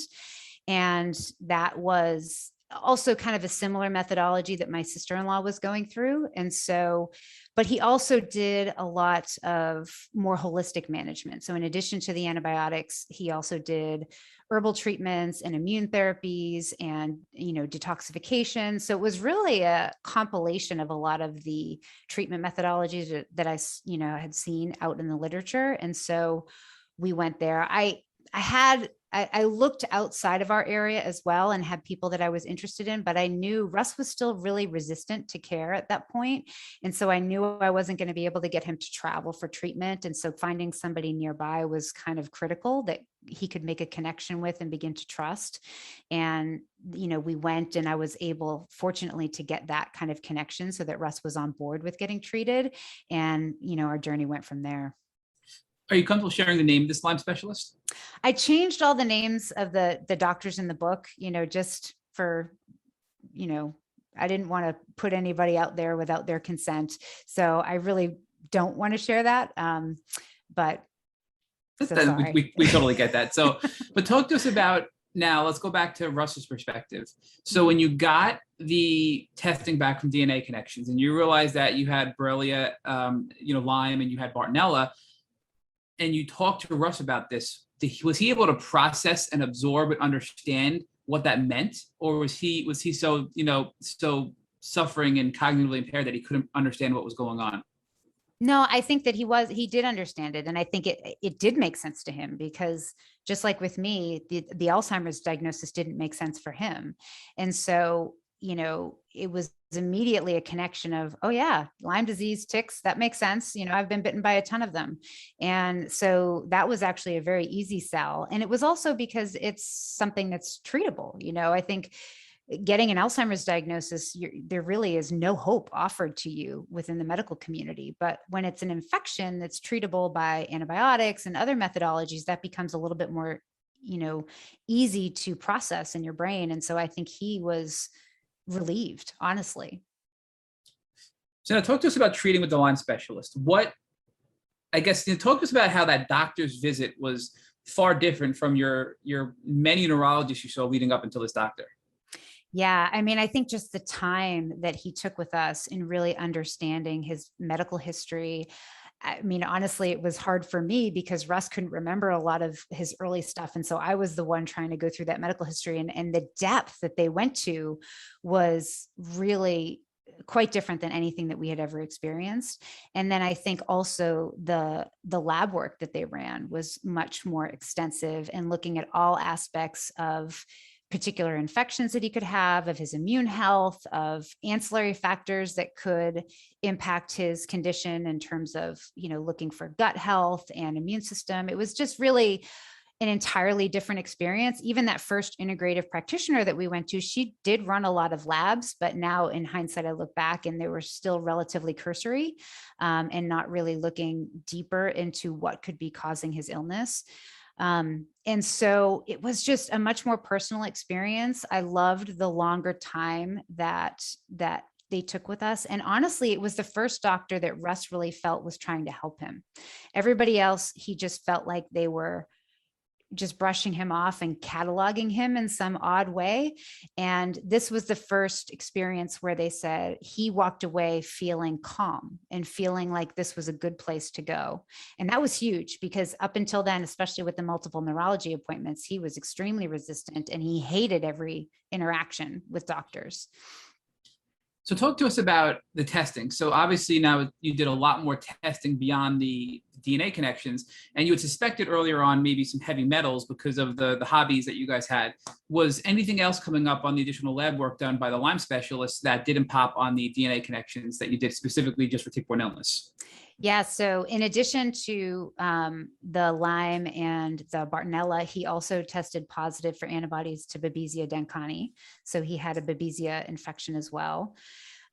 He did have elevated heavy metals, and were much more significant than what had been done with the previous doctor. They actually did a chelation challenge, and his levels were through the roof in terms of, the analogs that this doctor had seen with chelated challenges. He said it was one of the worst he had ever seen, actually. He also had elevated levels of yeast. He had high ferritin. He had low copper. It was just like his immune system markers were all off. It was like, after having been through almost a year of everybody telling us he was normal and all of his lab work was normal, I remember just feeling completely flooded with information. I couldn't even digest everything that was wrong. It was like lab after lab after lab that was just a big warning sign. And it was like, where has all this been for the last year? Everything was normal, and it was completely overwhelming. Do you think all of these things that were popping on the blood work beyond the Lyme, the Bartonella, and the Babesia were consequences of untreated late stage tick-borne illness? I mean, certainly a lot of the immune imbalances. I mean, the heavy metals, I think, was a compounding factor and separate, but obviously, working together with the Lyme to start doing the cognitive decline and destruction that was going on. And yeah, I mean, he had been sick for quite some time, and it had really made its mark on his body. And how that cascade occurred, I'll never really know, because you can't test retrospectively, but yeah, they were definitely all interrelated. So talk to us about a chelation challenge, because a lot of people in the Lyme community suspect heavy metals, and we hear from a lot of Lyme specialists that heavy metals can keep you from getting better with proper Lyme treatment. So what is a chelation challenge, and how did you come to the conclusion that Russ was suffering from severe heavy metal toxicity? So that, just stepping back a bit, that first integrative practitioner that we went to did a urine analysis for heavy metals, and he came back as elevated for lead, but it was like, it was low. And that was just because that was just a normal urinalysis, challenge. And that was what came out.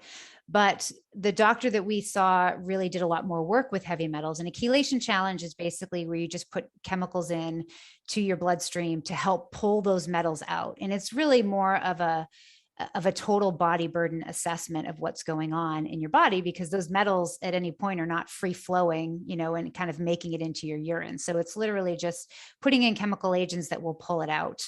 And with that type of challenge, his numbers were through the roof, and I think that's something you have to take lightly, because if you do a chelation challenge, you can't compare it to reference ranges of unchelated. So I think some doctors, rightfully so, say, I don't know what to do with a chelation challenge, because if you compare it to a reference range of non-chelated patients, it's really difficult to compare.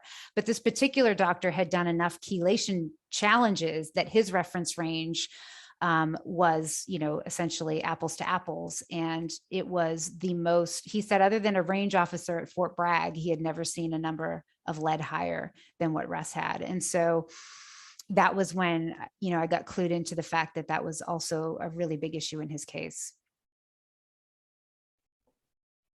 So talk to us about why heavy metals can make somebody sick. We hear a lot about it as being really important in the Lyme community, but what about having heavy metals in your body causes you to become so sick and in many cases chronically ill? Yeah, I mean, lead in particular, it kind of mimics, other key factors in your body, and it can really change the way you're, cause neurological damage. It's stored in your bone, and it kind of gets released into your bloodstream as your body, your bone remodels itself. So I'm by no means an expert in the space, but it wreaks havoc, especially in your neurological aspects. And then Russ was also high in mercury, and which has also been linked to cognitive decline.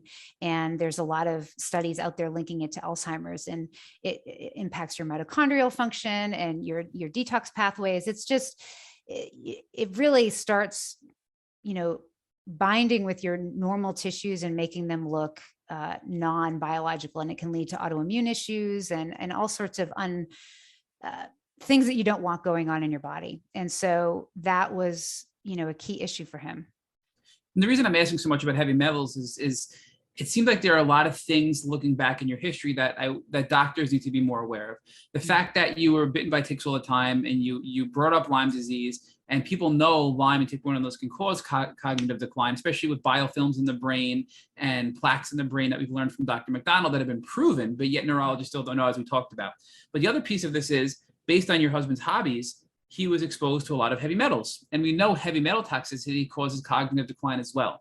And I just feel like the neurologist missed the boat on two important pieces here, which is tick-borne illness and heavy metal exposure that, hopefully people are going to start to pick up on in the future and not make the same mistakes with other people down the road. So do you think that these are two things that really, looking back, should have been blaringly obvious to neurologists? Yeah. I mean, absolutely. I mean, I don't know why these things have been so hard fought to get awareness in the traditional community, but I think it's time. And that's one of the reasons I'm sharing our story, is so that more people can become aware. So if the doctors aren't aware, then maybe the patients can become aware, and hopefully it'll end up being a mix. But people need to understand that there's root causes that are out there, and you have to find the ones that are specific to you. So let's talk about treatment. So now you have all this blood work, you found a Lyme specialist, you're realizing there's a lot going on, and you have the sense of hope. What kind of treatment was Russ prescribed? And, what was that like going through the initial, phases of treatment for Lyme and tick-borne illness and heavy metal and everything else going on? So his first phase of treatment was really about his gut. His gut was a mess, and he had really elevated levels of yeast. And so they put him on some medications to help stabilize that. He had bacterial overgrowth and other things. So that, the first phase was that, and that was relatively easy. And then we went on a very broad spectrum course of antibiotics, and that was extremely difficult. I mean, his cognitive performance got way worse. He was confused all the time. It was, the irritability was still there, but it was more just confusion. He'd put something down, and 5 minutes later, he would be frantic about where it was. I put my binoculars somewhere and I can't find them. Where are they? You have to help me. And it was just constant defense all the time, trying to figure out what was going on. And he was still, he didn't have any of the fatigue or other things that, at some points he did, but for the most part he was active. So it was like, I felt like I was on 24/7 damage control, trying to go around and really keep him occupied and calm, and trying to, redirect him constantly. And, then after he was on antibiotics for a while, because it was a 6-week protocol, I think initially. And after a few weeks, he started getting better, and he started to stabilize, and that behavior went away, and his cognitive performance didn't necessarily improve, but he would get more stable and engaging, and you would kind of see signs of himself a little bit again. And then he would go off antibiotics, because it was a pulsed antibiotics protocol. And then all the symptoms would rage back, and he would be fatigued. And it was just literally a roller coaster of treatment, of, cycling through that pulsing for the first several cycles. So why do you think when Russ first started treating with this combination of antibiotics, and I'm assuming oral antibiotics, correct? Yes, we did oral for one round. Or was it one or two? I have to go back to my notes. There was so much. But then we eventually did do IV antibiotics as well. We were delayed in getting his PICC line placed just because of logistical issues. So why do you think when Russ first started the oral antibiotics combination that his cognitive decline got even worse? Do you think that triggered something in his body to make him even worse than he was? Yeah, I think he was getting a lot of die-off, and he was starting the inflammation, and, the hertzing and so forth was really kicking up. And then, you could see it cycle as he was on it for a longer period. That would start to stabilize, and he was on a lot of detoxification along with the protocol to kind of help it clear from his body. And then he would do better. And then when he went off antibiotics, it would flare again. It was like the bugs would wake up, and he would come back, and he would start feeling, sick again. So it was really just a roller coaster, as I said. When you say sick again, do you mean non-cognitive symptoms? Or are you referring to cognitive symptoms as well, meaning that he'd improve a little bit, brain-wise, and then he'd decline? Or are we talking strictly non-cognitive symptoms? Yeah, I think cognitive, and he was also having fatigue at the time. So he would really get tired and be sleeping, and he would start the joint pain that he was having was becoming really severe at that time. Like at one point he couldn't lift his arms over his shoulders. So I had to help him put on his shirt.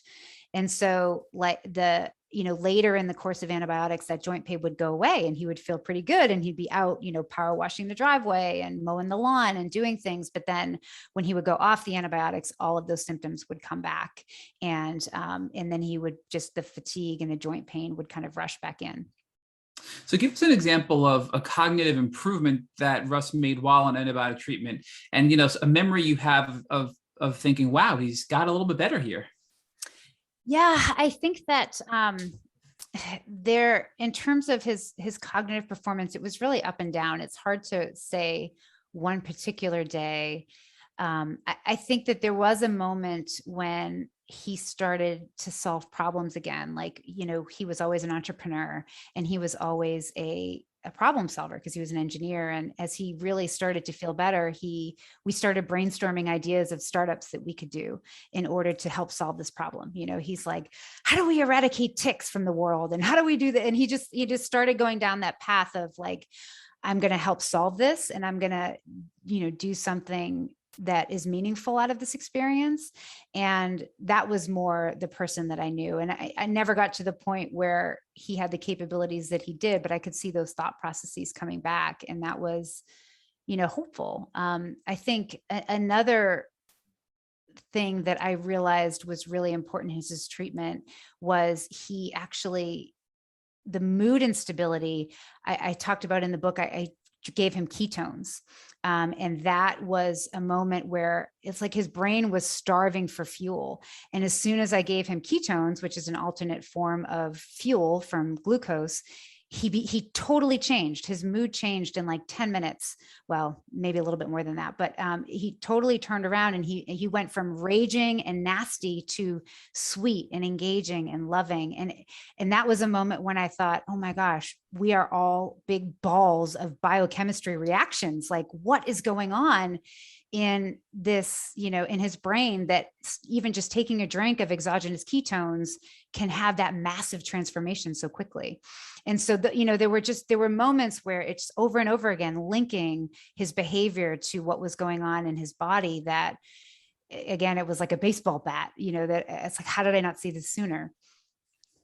So walk us through the transition. I think you said it was many, many weeks before you can get the PICC line put in. But when you pivoted from oral antibiotics to IV antibiotics, was there an even more positive improvement in your husband's health at that time? So the IV antibiotics were really in addition to the oral antibiotics. So he was doing both at the same time. So it wasn't like a transition, it was more of an addition. And to be honest, I'd have to really look back into my notes to answer that question in terms of like a trigger point. I don't think that the IV antibiotics were a major turning point. I think the turning points that I really see were more when we started treating the Bartonella. That was a big turning point that I saw, where we just out of happenstance, we ran out of rifabutin, which was really looking and targeting the Bartonella. And within a day of just being off that one antibiotic, which he was on like 7 others, but we missed that one, and all of his symptoms came back. He started getting back pain. He started getting actually urinary incontinence, which was new. He started getting, joint pain and irritability and just nasty. And so, I noticed more inflection points with that than I did when he went on the IV antibiotics, to be honest. It's interesting you bring that up, because we recently interviewed Colonel Nicole Malakowski, who told us she treated her tick-borne illnesses one at a time in a very strategic way. And when she got to Bartonella is when she saw the biggest improvement with her mental health, specifically with her mood stability, her depression, her anxiety, and also some physical symptoms. And it sounds like Russ had the same thing, that when you stopped treating the Bartonella, if you ran out of that medication, then you saw a noticeable change in your husband's health. Yes. I mean, it was stark. And like I said, one of the things that I did in order to get through this is I was really maniacal about writing down symptoms and writing down everything that he was taking and trying to decode it, because it was such a high stress environment that I couldn't do it based upon my memory. I was having a lot of stress and brain fog just from the stress of, itself. And so I wrote everything down, and, when he went off the rifabutin, it was so stark that I talked about it with the doctor, and he suggested that we go on an herbal tincture. It was actually a Beyond Balance herbal tincture that he recommended. And I just didn't see Russ at this point was on buckets of pills. I mean, and when I say buckets, I literally mean buckets of pills. And I just didn't see it. I'm like, one drop of this thing is going to make a difference. But I gave him one drop of this herbal formula targeting in Bartonella. And the next morning he woke up and all the symptoms were there. Same thing as when he went off the rifabutin. And again, I'm like to verify results when I see a data point. And so I would stop and the symptoms would subside. And then I'd give it to him again. And same thing. Like it was unbelievably correlated. And I couldn't believe it because I'm like, he's on a bucket of pills, but yet one drop of this little tincture is going to make such an impact in his behavior. But I reproduced it again and again. And that was when I really had the understanding of Bartonella and the impact that it was having, because I absolutely attribute a lot of his anxiety, a lot of the rage, the mood instability, all of that was exacerbated when we were specifically targeting the Bartonella. And I really became more in tune to that as just as important as the Lyme. I think Lyme gets all the headlines, but Bartonella is nasty. and I think it has a lot more implications in mental health than people realize. So when you say rifabutin, is that the same as rifampin? Because we've heard a lot of people use rifampin to treat Bartonella. Is that the same thing or are they different? I can't speak, chemically, but I believe that they are the same or similar, but I don't know that for a fact. That was just what my doctor chose to target the Bartonella.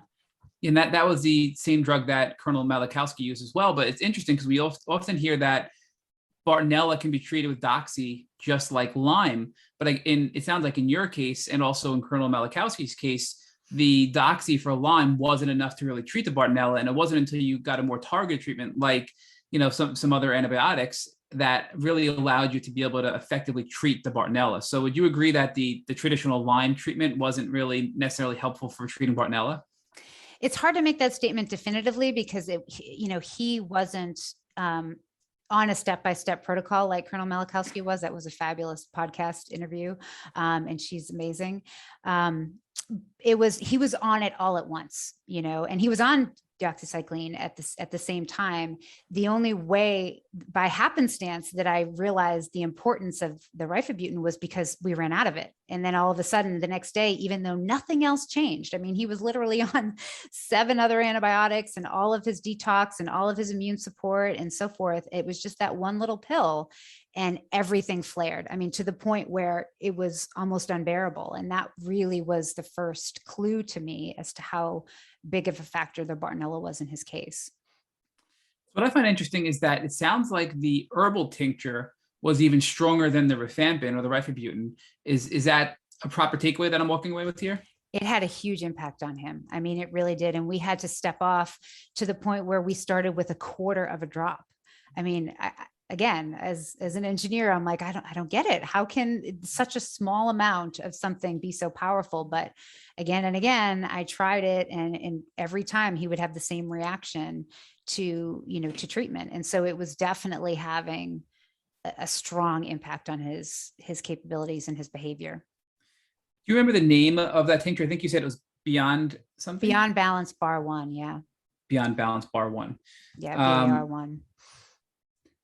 So talk to us about how long were you and your husband working with this Lyme litter doctor and using this protocol, and give us an assessment of time and also your husband's health and the ups and downs throughout the time period he was treating with the Lyme specialist. So we started at the beginning of 2018, and he was on hardcore antibiotics protocol for a little over 6 months. And we had lots of ups and downs, I think, with the antibiotics. We also did stem cell therapy, and that actually had a very positive impact. And I started seeing moods, a lot of his traditional self come back, and his thinking and capabilities.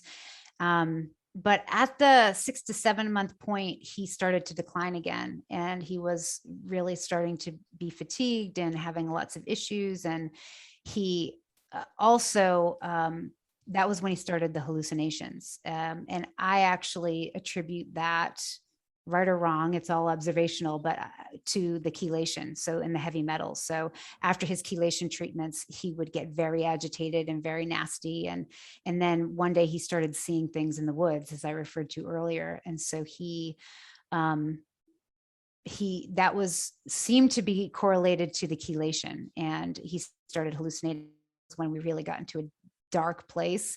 And I started alternate forms of of treatment. We actually switched doctors' teams and went to a more targeted approach with less antibiotics and more immune support. So he still was on an antibiotic protocol, but it was a little bit more targeted, and he was also on immune modulation and herbals and other things that were helped to treat the disease. But his decline was really progressing at that point. You made a connection between the heavy metals and the chelation and the hallucinations. Mm-hmm. Do you think that's because when you were treating the heavy metals, it was bringing them out and provoking them to come out into the body, and that was causing the hallucinations? Is that the connection that you made? That's what I can infer. I mean, based upon I used to call them thrilling Thursdays, because Thursdays were chelation days. And after that, Thursday afternoons and then even Fridays were just, that was the times when he threw things, and the very few times where he got really nasty and would actually throw things across the room. And then the first Friday, we were sitting out on the back deck, and he would see something in the woods, and he thought it was a sniper that was trying to kill us. And so that was when the hallucination started. So I attribute that to the chelation just because of the timing.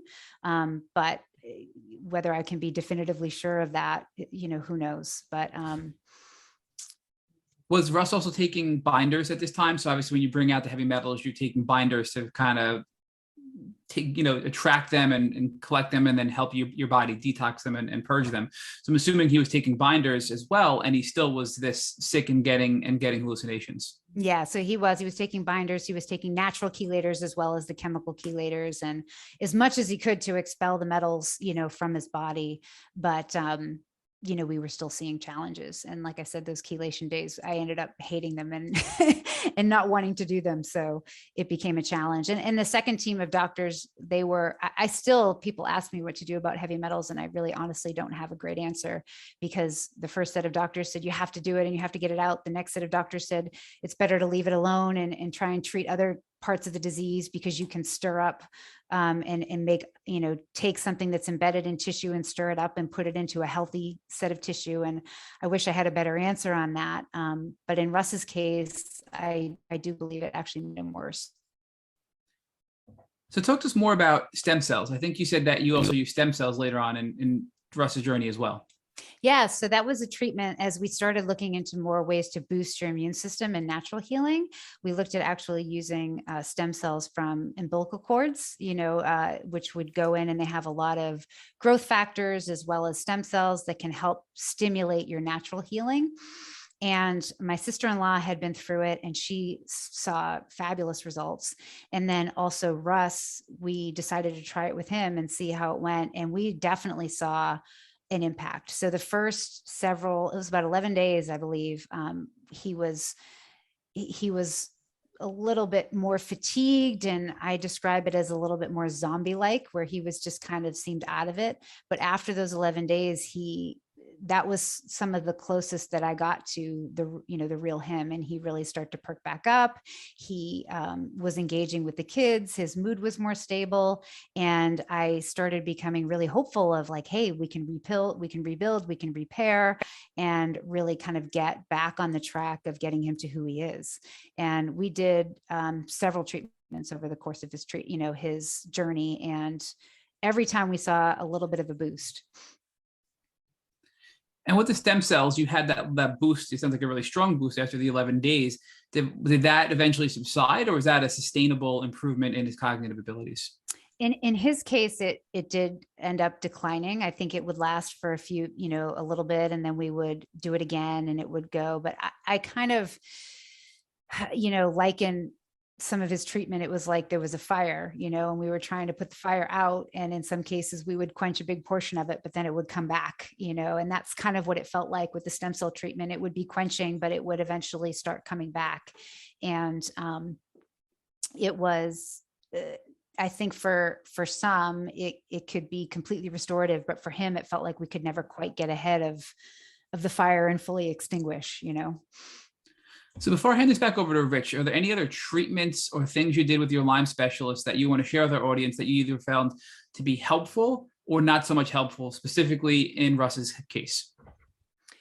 I think the ketones, at least in his case, were one of the biggest things. And I touched upon that, but I really want to echo it because that was a moment that really allowed me to transform my experience with him as a caregiver. Before then, he was very irritable. He was nasty. He was volatile, anxious. And then once we started giving him ketones regularly, his behavior stabilized. He became sweet, loving, like more the personality of the man that I married. It was like his brain was starving for fuel. And once we could finally give it in the form of ketones, he was a much happier, more engaged person. And I really wish that we had done that sooner. There's a lot of literature on ketones and ketosis in the Alzheimer's community. But it was something that I researched very early on, but once we pinpointed on Lyme, I had kind of put it to the wayside and we came back to it later. And I really wish that it's something we had done consistently throughout. Nicole, when I read your book as a dad, and very much like when I read Ali Hilfiger's book, Bite Me, I found myself stepping into her dad's shoes and listening and watching all of these events as a father. And I kept wondering about how Ryan and Haley were doing during the course of this journey. And so can you talk to us about how your husband's challenges and your family's challenges were affecting your children? Oh, yeah. I get emotional even thinking about it. I mean, it was difficult because he was, as I have described, volatile, and he was also very noise sensitive. So any noise and trigger would send him into a little bit of a rage. And kids are loud, especially I have a little boy and a little girl, and they were always fighting. And so we had to adjust our behavior, and I had to kind of shuttle them away from him when he would get angry or when he would have a mood. And we would kind of talk off into the bedroom and watch TV, or we'd go up to their rooms and we'd play there. I couldn't have play dates at our house because I didn't want to invite friends over, not knowing exactly how Russ would respond. And then I think, Ryan was at least able to experience who his real dad was. He knew him. He had had some moments with him. I think Haley was younger, and she was often the trigger, because what would happen is the two of them would fight. She's the younger one. She would lose. She would cry, right? And so she was the one making the noise. And so Russ would take out a lot of his anger and that mood instability on her. And so it was really difficult. We were constantly walking on eggshells and trying to navigate. And it was really difficult. And then later in his journey, it became, I was having to give him full-time care, and I couldn't even spend any time with them because they were not able to really have the relationship with him that they could. But I was also being taken away because all of my energy was focused on Russ. And so it was really difficult. And at the end of the day, moving, I ended up placing him in a resident care facility. And I did that decision primarily for the kids. I mean, I think if it was just me, I would have not made that decision as soon as I did, but I had to for them because it was just becoming really difficult to live in that environment. What type of protections did you put in place for your children? Meaning, were you able to find either therapists or a therapeutic environment so you can help your children manage these challenges when they were going on? Not at the time, just because I didn't even have the ability to get to a therapist. I was doing so much work just trying to survive. I think, subsequently after, now I have those vehicles in place. For me, it was really just a lot of talking to them. I would have those moments when I did have a moment to sit down, especially with my son, because he was older and he was really able to communicate it more. I was just really open and honest with him, trying not to share the burden of being a caregiver, but also trying to make him know that it's okay to talk about it and it's okay to experience confusion and anger and emotions. It's just not okay to take those emotions out on other people. Like, sometimes he witnessed his dad do. I wanted him to teach him that it wasn't who his dad was. It was just the illness. And so he needed to understand right from wrong and not model that behavior. And I tried to be an example of that. But as my stress got harder, that became, more and more difficult as well. So it was really challenging. I'm actually thankful that they were pretty young at the time, because I don't think that they fully processed a lot of what they experienced and witnessed.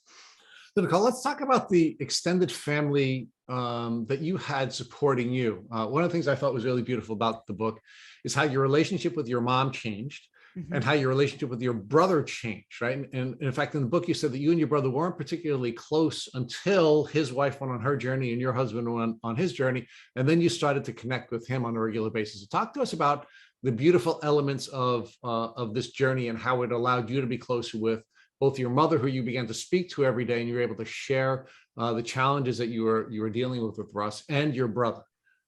Yeah, I think that my brother was the biggest silver lining, because he's 6.5 years older than I am. And so growing up, we were never really close. I was just kind of the snot-nosed kid that he used to pick on. And then he was so much older and off to college, and I was kind of an only child, because he was off doing his own thing. And we lived in different parts of the country, so we saw each other a couple of times a year for holidays, but we weren't super close.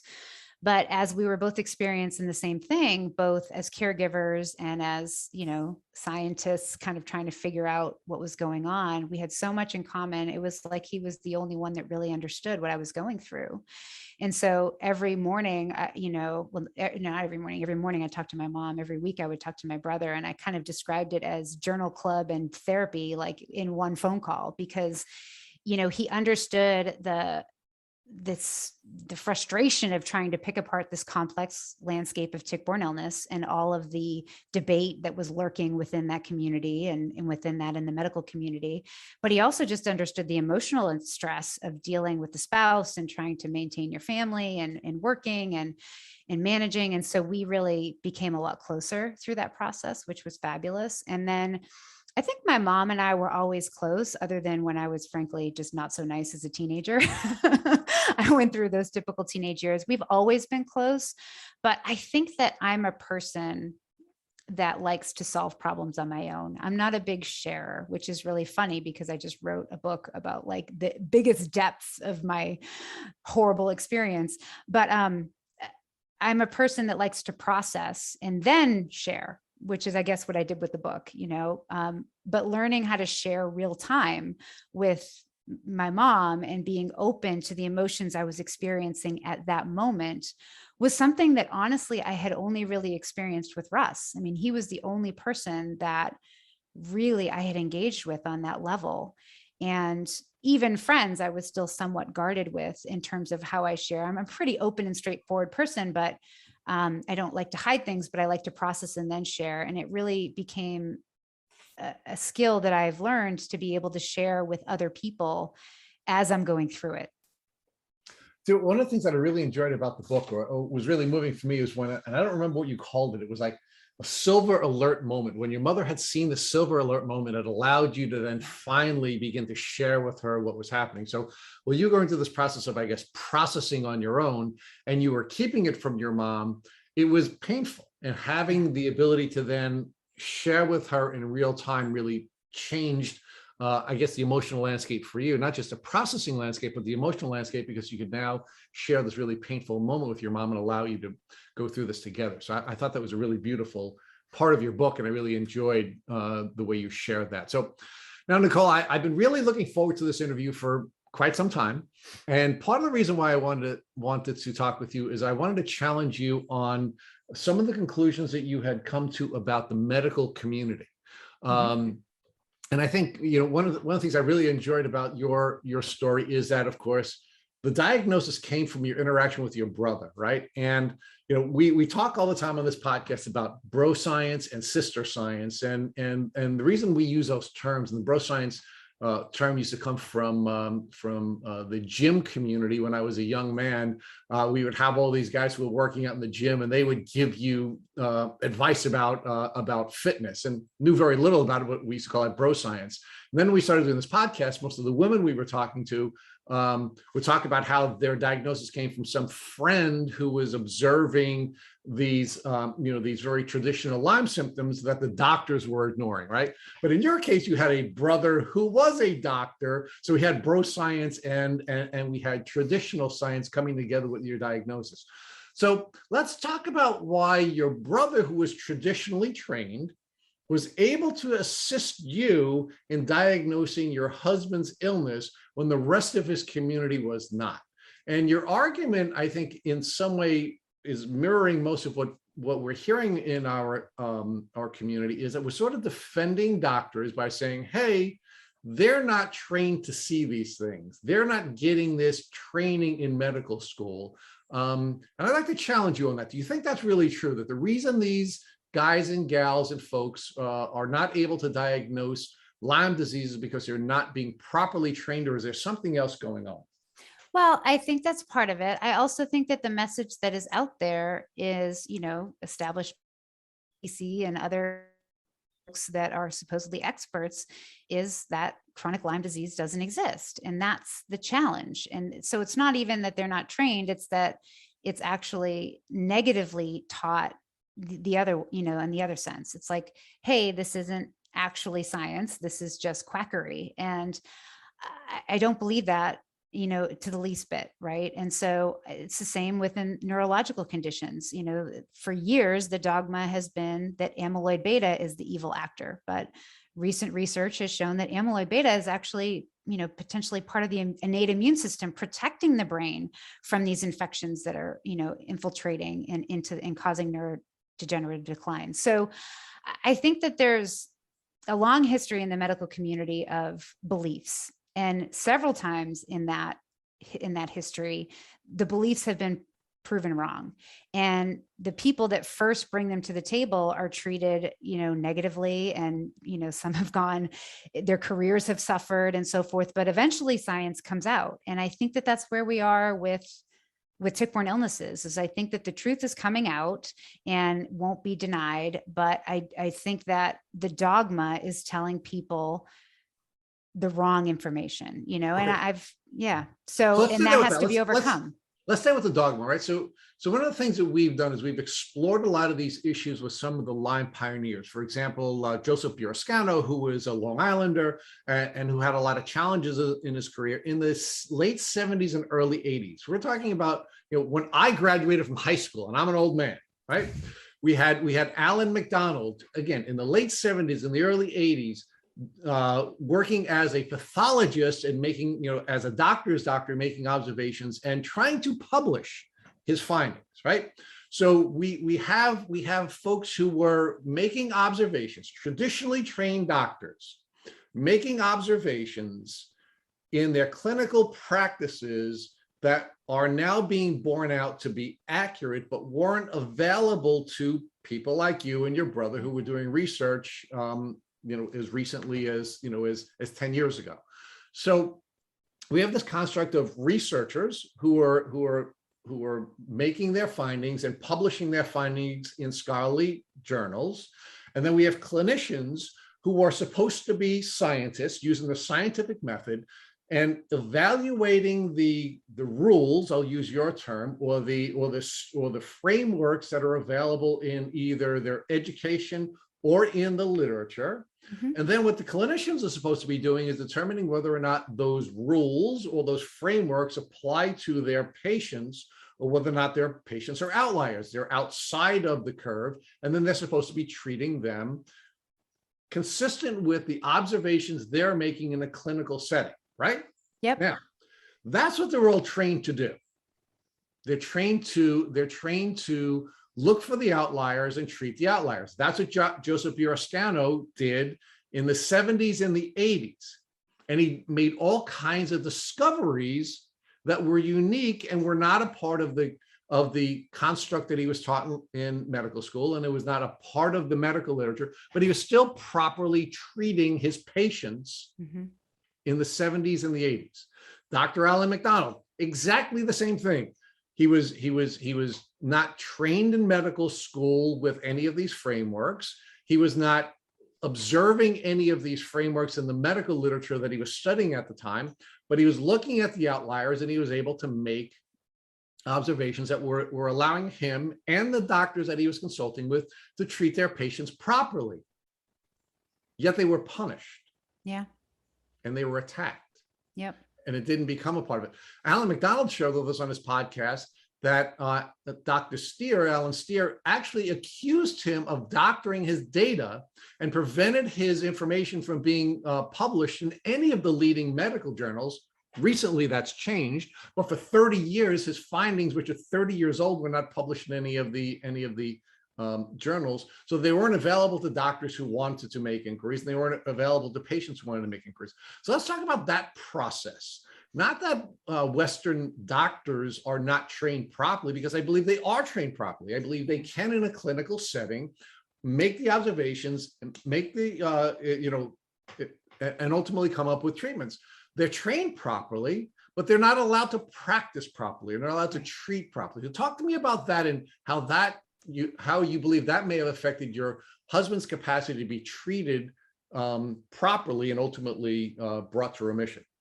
Well, I mean, I think if you go into the traditional model, they're not given enough time. You know, what's reimbursed and what is encouraged is a 15-minute appointment where you exit with a prescription. And that's just not a model that's conducive to chronic illness, tick-borne illness, or any other kind of chronic illness. And so I think that the framework is broken, you know, in terms of giving the doctor, they may have the training or they may even have the knowledge to fully dig in and figure out what is wrong. But if you don't have the time to dig in and to really understand what's going on at a level, I mean, we spent hours and hours and hours with doctors. And then I spent on top of that hours researching.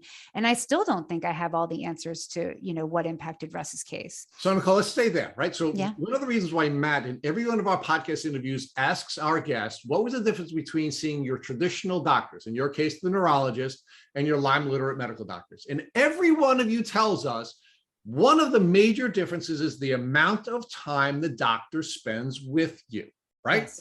The amount of time, the type of exams, the types of testing that's being done, that's the big difference between LLMDs and regular doctors. And your case is the same, right? So is it really the training of the doctors? Is it really the training of the neurologist? Or is it the industrial medical complexes limitations that are placed on these properly trained doctors? Because look, I don't believe that Eastern doctors are better trained than Western doctors. I disagree with that. I think Western doctors are properly trained, but they're not allowed to be doctors. They're not allowed to be clinicians, and they're not allowed to do the work that their training would permit them to do in order to be able to properly treat us, right? So I'm disagreeing with the construct that keeps coming out of the Lyme world. I think our doctors are properly trained. I think what's happening is that the insurance system is punishing the doctors who are trying to do the right thing. And the first thing that you just identified for us is they don't get paid. Yeah. Yeah, no, and I absolutely agree with that. I think the model is broken. And I think that you need to spend the time. And unfortunately, in terms of, you know, the patient, to get that time, you end up having to pay out of pocket because it's not covered by insurance. And that by definition limits the amount of people who can actually have access to, you know, the care that they're going to need in order to get better. And that's a huge challenge. So Nicole, let's talk about the insurances. One of our guests, John Tubbs, who Matt referenced earlier, actually put it on our radar that the insurance system is actually bad for us. And he argues, because so many of our patients are, so many of our podcast guests are desperate to get everything covered by insurance. But here's the problem. When it's covered by insurance, two things happen. One of the things that John pointed out to us is that our expectations are lowered. Our demands for our doctors are lowered because we're not paying them. Therefore, we don't believe that we're entitled to the same level of care. So that's the first problem. But the second problem, of course, is they're now going to manage our care. The managed care system that was celebrated during, you know, Hillary Clinton's efforts during Bill Clinton's presidency has actually turned out to be a horrific thing for both doctors and patients, because doctors are now not allowed to use their clinical skills to determine whether or not the frameworks that they were taught, or the frameworks that are available to them in the medical literature is going to be proper when determining how to treat me as an individual, whether or not I'm an outlier, right? So the first thing that insurance is doing is that it's lowering our expectations of the level of care that we believe we're entitled to. But the second thing that it's doing is it's limiting the doctor's ability to use their training to treat us. Yeah. I mean, look, I'm not an expert on the healthcare system. I'm just a consumer of it. And I would say that the time is a huge issue. The reimbursement is a huge issue, and it's preventing people from getting well. I mean, that's the fundamental issue. I think that my experience with traditional neurology was not that they were trying to help us. It was that they were just cataloging our decline. I mean, that was it. That's all they had to offer was, I mean, it was literally come back in 6 months and we'll see where he is and try this prescription that might help. And I remember venting to the time to a friend of mine, and she's a surgeon. And I was like, surgeons are the only ones that can actually fix problems, you know? And it's, of course, that's a wholehearted statement. That's not, you know, completely true, but it was that frustrating because in the neurology space, at least in dementia, it was just, here's how much you've declined since your last appointment. We'll see you again. All right, so let's talk about that, right? Mm-hmm. So we have Dr. Alan McDonald, who's finally in 2021 been able to get his findings from the early 80s published in a major medical journal. Yes. And when we interviewed him, I asked him the question, why weren't you able to get it published then?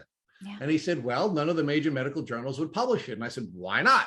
And he said, well, because they're political institutions. They have boards of people who have philosophies, and what they do is they publish more of what they like, and they prevent us from publishing the things that they don't like, or where there's a narrative that's consistent with what they believe, they allow it to be published, and they don't allow it. So they don't allow things that do not fit their narrative or their political bent. And Alan Steer at the time was in control of all the journals, so Alan McDonald was not able to publish his findings. Now, I want to ask you for your reaction, because your husband is suffering and was suffering and is now ultimately in a place where he's no longer capable of functioning at a high level because of Lyme disease, and the illness that he's suffering from could have been a standard of care and could have been available to neurologists and those who are trained in neurology in the early 80s if Dr. McDonald's findings were not blocked from medical literature. So what is your reaction to that? I mean, other than it's heartbreaking, I would add that, as an engineer, I would like to think that science is always about, getting to the right answer, but the reality is that science is established as a debate, right? You have lots of different evidence that comes up in different aspects and different parts. And the whole system is set up as to, a dialogue of this is what I found and this is what I think it means. And then somebody else will come and attack it and say, well, this is actually what I think it means. And I think you're wrong. And this is, and then it's a whole community and everybody shares their knowledge. And then eventually you, in theory, get to the right answer. And I think as a purist and as an engineer, I would like to think that that is a completely healthy and objective process. But okay, the but reality, stop there for a second. When does Okay. the debate stop, Nicole? See, the problem is, again, you kept calling yourself a rule follower, right? Yep. And unfortunately, I think medicine has become a rule-based system, right? Yep. And what we do is we come to rules, and at some point we say, debate's over. This is the standard of care, and everybody has to follow the standard of care. And anybody who wants to treat their patient outside of that standard of care, even if that patient is an outlier, gets punished. They don't get paid. They ultimately have to face medical boards. So the question is, A, when does the debate stop? Why are we continuing to debate and continue to change the standard of care? Because we're not. And secondly, why are we punishing the people who are trying to properly treat the outliers so that they can get treatment as well when they don't fit within the the standard of care that the bell-shaped curve ultimately comes to, where debate has come to a stop? Well, I mean, the best answer would be that the debate doesn't stop, because we're constantly getting better answers for the patients, because we're constantly learning, and human beings are very complex systems. Going back to the systems-based approach to, medical treatment, we're just beginning to understand the interactions between, genes and environmental factors and the microbiome, and none of that's going to be settled. And the fact that we make a definitive standard of care that is enforced in a very negative way in some cases is a problem. I mean, I 100% think that that's a challenge, because we need to challenge the dogma. We need to do that, but it is difficult when you're trying to treat patients and the life and death is on the line. So it's an extremely complex landscape that unfortunately is littered with politics, as Dr. Alan McDonald said, and even just as an engineer who's been in science, and I've seen that in submitting to journals that, who's on the committee establishes what gets published and what doesn't. It's just everybody's they're people and their systems, and it's not perfect, but seeing it in life and death scenarios is really heartbreaking, because it's prevented people from getting the care that they need. And that literally is changing, families, one at a time, in the order of millions. And that's unfortunate. And so I think that the more that we step up as patients and say, no, it's not enough. I mean, I like to solve problems. And the answer is, how do you solve this really complex landscape that is in front of us? And I don't know the answer to that question yet, but I think that the place that it starts is with patients say, no, this isn't good enough. And I'm sorry, but I don't accept your answer. And I'm going to find a different doctor, and I'm going to own my own care, and I'm going to figure out what's wrong with me, and stop listening to doctors as these all-knowing soothsayers, and more as I think Dr. Rawls says this in some of his work, is think of doctors more as an advisor, who's giving you information. I mean, the analog I would use with my engineers was they would always be nervous about board meetings when we would have the board come in. And I would say, if a board member can come in and they've only spent, a couple of hours every 3 months listening to what you're doing with your business, how can they be giving you all the advice in order to steer the direction of the company? You know what you're doing as a business, and you have to make those decisions. And I think the same thing applies with patient care. You know your body, and you know what's going on, and you know when something is right. And it's time that you start listening to that and really start owning your own care and demanding better. So Nicole, let's now define the relationship before we move on between patients and doctors, right? Because what the relationship that we want with our doctors is, we want our doctors to be able to diagnose us and make us better, give us the pill to get better, right?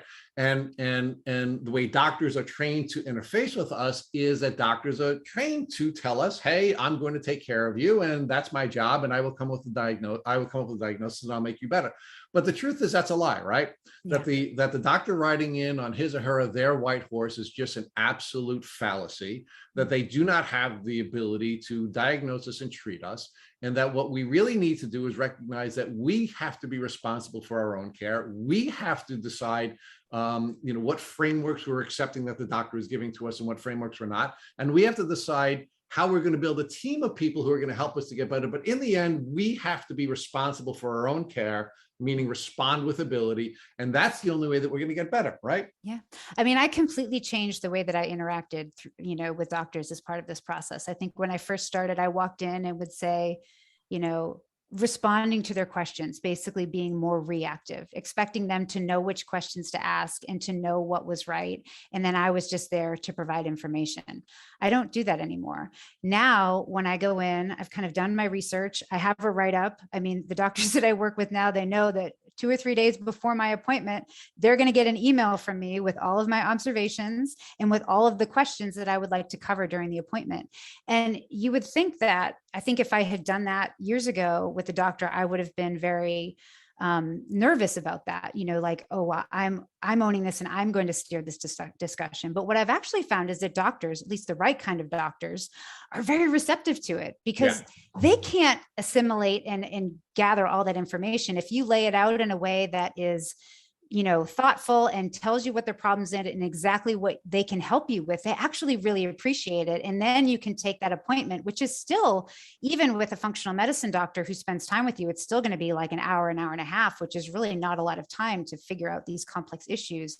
But it's a great way to maximize, that time so that they can really help you in their best of their abilities. But Nicole, another thing we're not ready for as patients is how much work we're going to have to do in order to be able to get better, right? We're set up to believe that we don't feel well, we make a phone call, we see a doctor, we get better, right?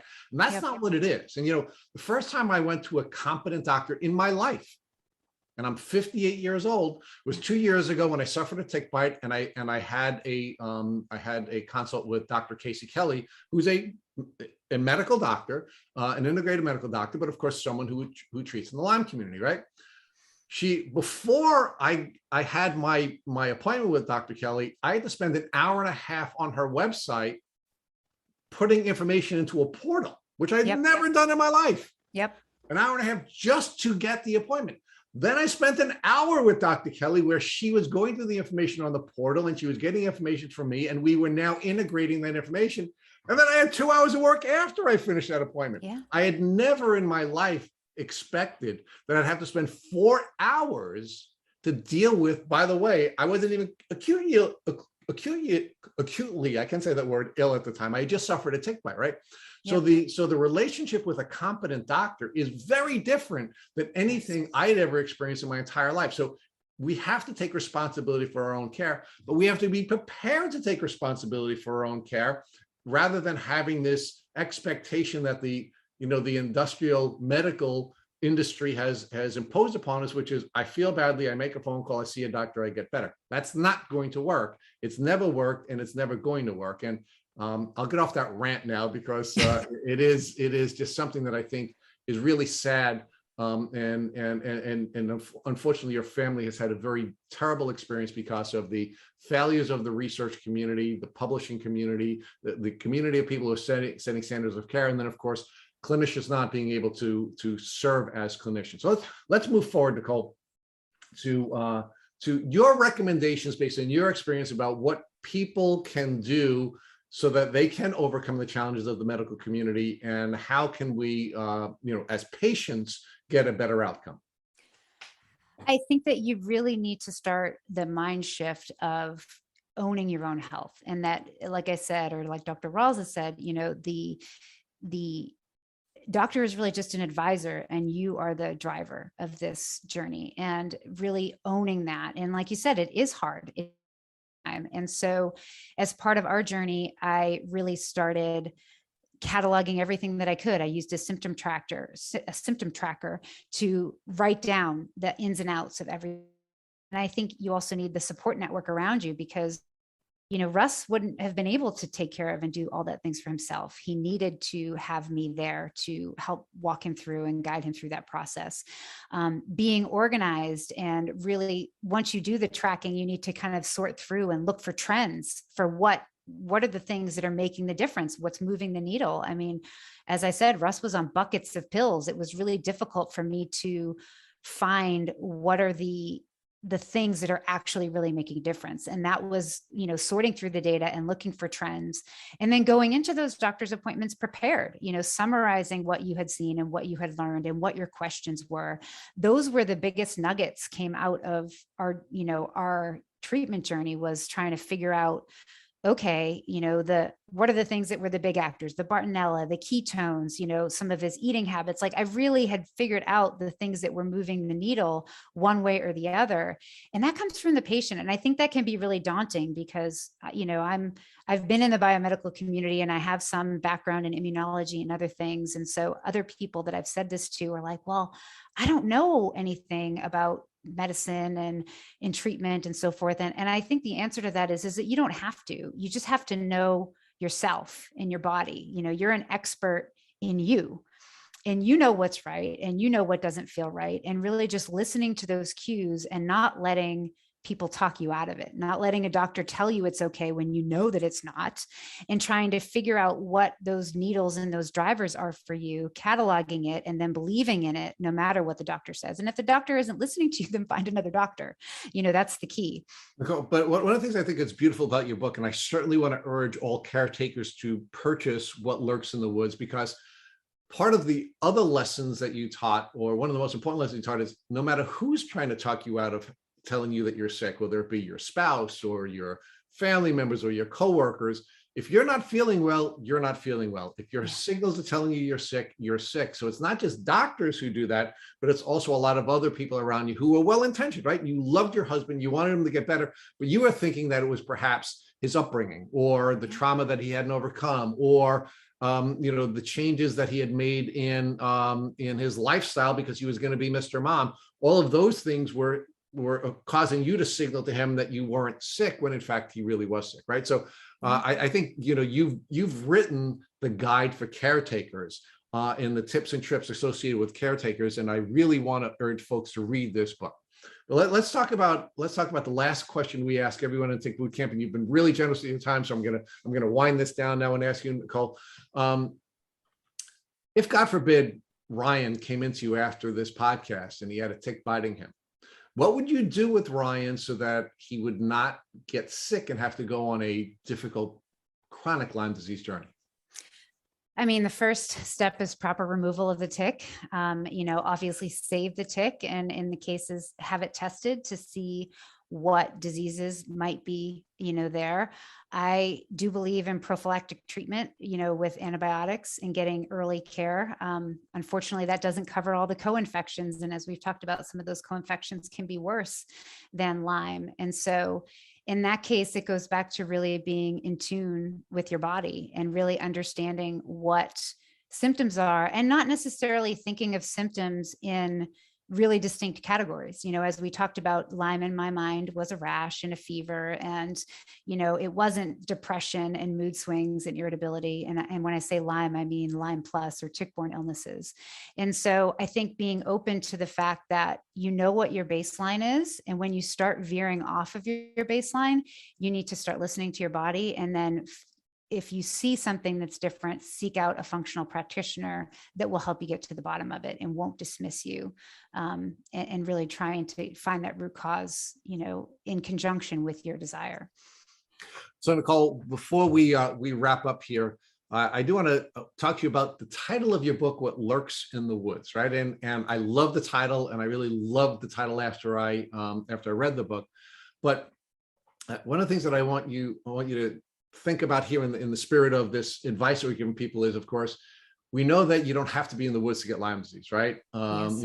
Like Lyme doesn't just lurk in the woods. Lyme lurks everywhere. And in fact, 80% of the people who have been diagnosed with Lyme disease actually came in contact with Lyme in their own backyard. That a majority of the Lyme cases do not come from what's lurking in the woods, but it's what's lurking in your backyard, or what's on your dog when your dog comes in and you pet her, which has happened to me, and you get a tick that way. So I love the title of your book. I love your book. I strongly want to urge our followers to listen to this episode and then purchase the book and give the book to the people in your lives who are helping you go through this journey, because Lyme disease is not a personal journey, it's a family journey, and there has not been enough written by caretakers and for caretakers, and we have now a guide and a Bible for caretakers. It's What Lurks in the Woods, written by Nicole Bell. So thank you, Nicole, for writing this book, and thank you for spending so much time with us on the Tick Boot Camp podcast.